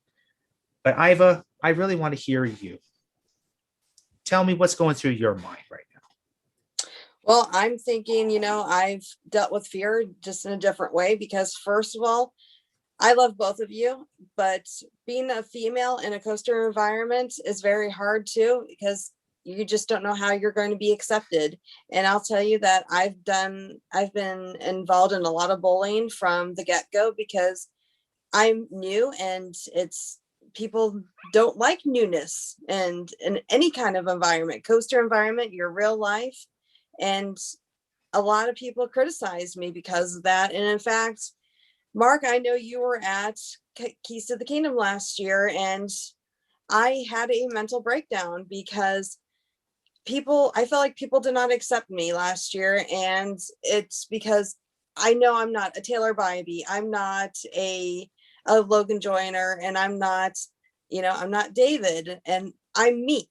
And a lot of people need to realize that I'm going to do Wildcat Coasters different than Thrills United, than Coaster Kids, than Coaster Studios. And there's nothing wrong with that. And I don't care about being the biggest and the bestest. I am out there to have fun. I am out there to go and meet new people, and be friends with everybody. Because like you and David and Andrew have both said, we are a family. And that's what is important, is we need to come together united as a family. It doesn't need to be a competition against each other. It's not who has the highest coaster count or who has the most YouTube views on your channel. It doesn't freaking matter about that. It is about enjoying what you do day in and day out. And I love when somebody comes up to me in park and said, hey, you're Wildcat Coasters. I just saw your latest video and I loved it. I want a picture with you. That is the kind of stuff that just makes my day. And it's not about buying the t-shirts to go with, a podcast or anything. It's making somebody's day that counts. Yes. Amen. Amen, sister. And I have to say, Iva, that, I'm sorry that you've been through that bullying. I mean, all three of us have had different experiences, but within the community, and being shunned or bullied or whatnot, that's not acceptable. But I'd like to think that, things could be better for you or will be better for you, given the unfortunate things that happened last year, with Chad and so forth, and that you'll be more accepted as a female in this community, because it doesn't matter. We're all human beings. We're all fighting again fear. We're all trying to have a good day and have a therapy day at these parks and enjoy ourselves. And, for me, not having fear, and I mean, all of us really, we don't deal with as much fear as we used to. Getting on Velocicoaster, I wasn't afraid. So what happens when I'm not afraid? I'm excited. I'm like, oh my God, I was so thrilled to be on that coaster for the first time. And all I get, instead of just pushing away fear, I don't have fear to begin with. All I got is adrenaline going the whole time. And my smile on my face and laughing because of that air time and just the forces of that coaster make you laugh just like Maverick. And it's just great to just have that stuff and not even have to fear to fight, and so that's what that strength training, that mind strength training is about. But so hopefully along those lines, I have with some unfortunate Pathfinders that have been ahead of you there, that things will be better and you'll be better included in the community. I think it's awful what happened with what came out last year, and hopefully things are better roads ahead, because that's all about fear too. Treating people disrespectfully, that's not right, sexually and all that. Iva, I think when you and I interviewed Clint, is either Clint Novak, who was the other one? Oh, no, I think it was Jack.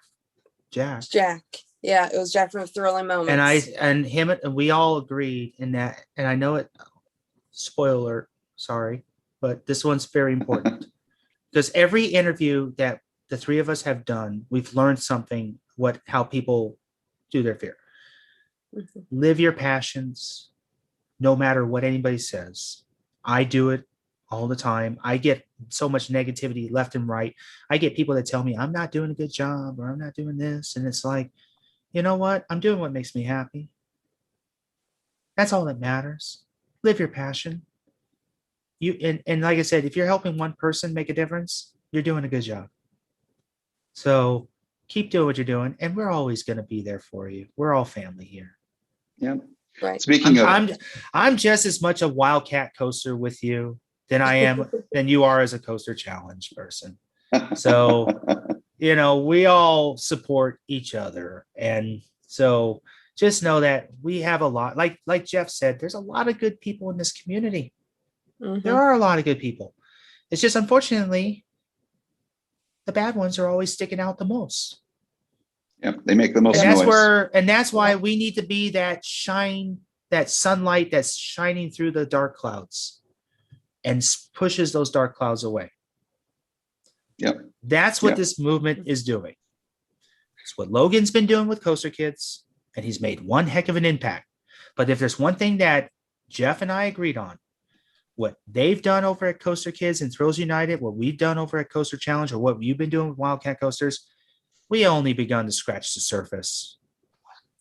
We just scratched the surface. There is a much deeper problem out there than people don't even want to even talk about. And it's time to start dealing with that problem. So, this has been a fantastic conversation. And also, I want to take an opportunity because I really want to thank M&M Amusements for all the comments he's saying thank you, here. Mark. Thank you, Mark. I also want to thank Coaster Viking. Yes, Aiden. We would love to have you as a guest on the podcast. Absolutely. Please get with Iva or Andrew on Instagram and schedule a time. Yeah. Yes. I think Iva mostly, get with Iva, Wildcat Coasters, message her on Instagram. I just want to thank everybody. There's been a lot of comments on here. And I just want to make sure that we let everybody know that we do see your comments and we are very grateful for that. Yeah, I have to say also, by the way, David, this is our first podcast live recording. I don't think this will be our last, by the way. I'm guessing. But we've done, live Coaster Challenge and back in our kind of just video-based days, just doing some kind of get-togethers and kind of from the parks, David and I and things like that. And this, though, I've been blown away by the engagement of our fans and of our friends tonight and of our extended Coaster Challenge family, whether it be Aiden or Mark and others and Tyler and Steven. I really appreciate everyone taking the time tonight. I think hopefully, Ian, you're still there. Maybe you fell asleep. But again, all of you, thank you. I know many of you, some of you are new to me. I hope to get to know you better, but I really appreciate the engagement and everyone joining us and all the great questions and comments. this is the momentum that we're building. This is the best engagement we ever had.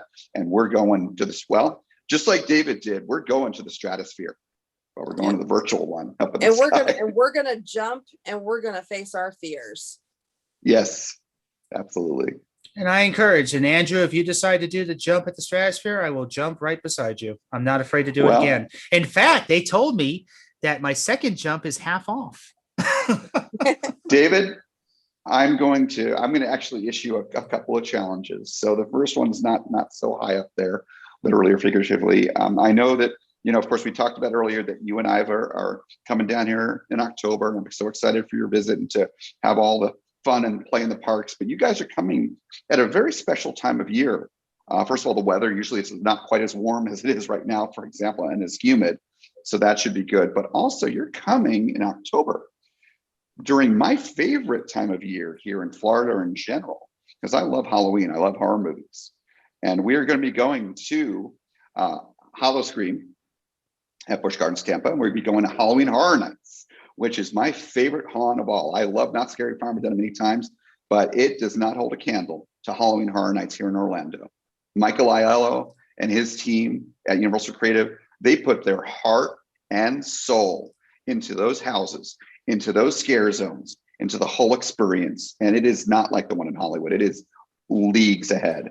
And David, I know you're not so big on the haunted houses. I know you've done a little bit here and there, Fright Fest, a little bit of Knott's Scary Farm, but I'm going to issue the challenge that you're going to go in every single one of those houses, all probably, but 10 of them, they're probably going to have at Universal Studios, and you're going to face your fears.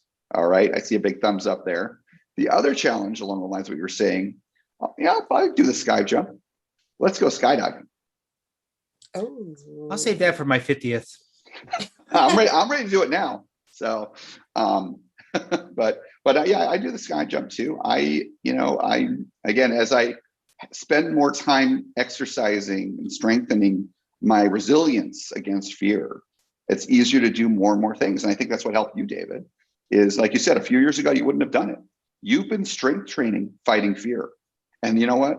There is, I think, no more important strength training in life than fighting our own worst enemies, which are ourselves. Fear is about doubting oneself. Oh, no, I can't do that. No, I shouldn't do that. That I'm not good enough for that. It's all that self-doubt. That's fear. That's anxiety.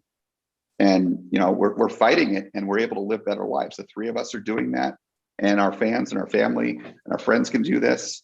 And so, yeah, let's do the sky jump together. Absolutely. And whenever you're ready, it could be years down the road, I will be there with you too. But I'm telling you from experience now, it's not that bad. It's just mental. It's here. It's like what Jeff said. It's all in the head. I would say just think of it as a drop tower, just you're not strapped into a seat. That's all you got to look at it. So it looks like Mark. But first, Iva must accomplish X2 first before she considers doing sky jump. You must bribe the one non-Intamin in only my personal top 5. X2. My number 4. Yep. Challenge accepted. That is the most intense and scary, kind of freaky first drop I've ever had in a coaster. And all 3 of the Arrow/SNS 40 coasters, I've ridden all 3 in the world, and they all have that crazy face down vertical first drop, which is just the only thing I've had like it, quite frankly, is doing Falcon's Fury last weekend. I was like, oh my God, this is like X. It's like the first drop on X. It's awesome. But by the way, I started to interrupt David, but I was just noticing Mark mentioned from MNN, he said that he did skydiving, and he says it's an interesting experience. So Mark, I want you to talk about this when you come on the podcast. So I definitely want to hear about that, because not many people have done skydiving. It's not a common thing. That's probably the ultimate way to face fear, because fear of falling is a very central and innate fear that human beings have. It's a fight or flight, and it's the flight. It's, don't get to near the edge of the building.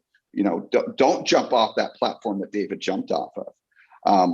Because normally you don't have that harness, but if you got that harness, then you can fight that fear. So he says, absolutely. So, Yep. So awesome. I'll tell you though, that Falcon's Fury kind of sounds scary. So that might be my next coaster challenge because I am not a fan of heights. Yeah, Falcon's Fury, it's not the tallest. Iva, we're gonna do something else. We're gonna do something else with you when you're here. But it's not the tallest. Falcon's Fury is not the tallest drop ride by any stretch. That the tallest one actually is coming to Orlando. But because you're facing down and you slowly get tilted down at the top, not at the bottom.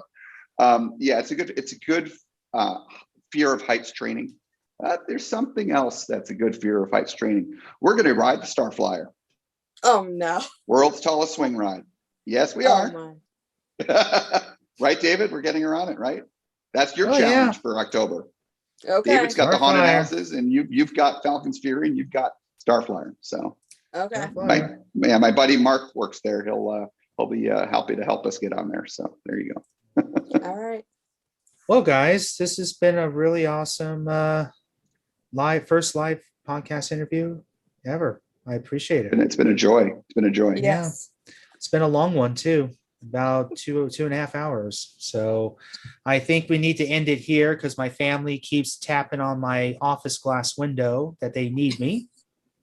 So and Andrew, you owe Stephen. I owe Stephen well, Stephen, my challenge to you is I want you to be healthy enough that we can go ride some rides together.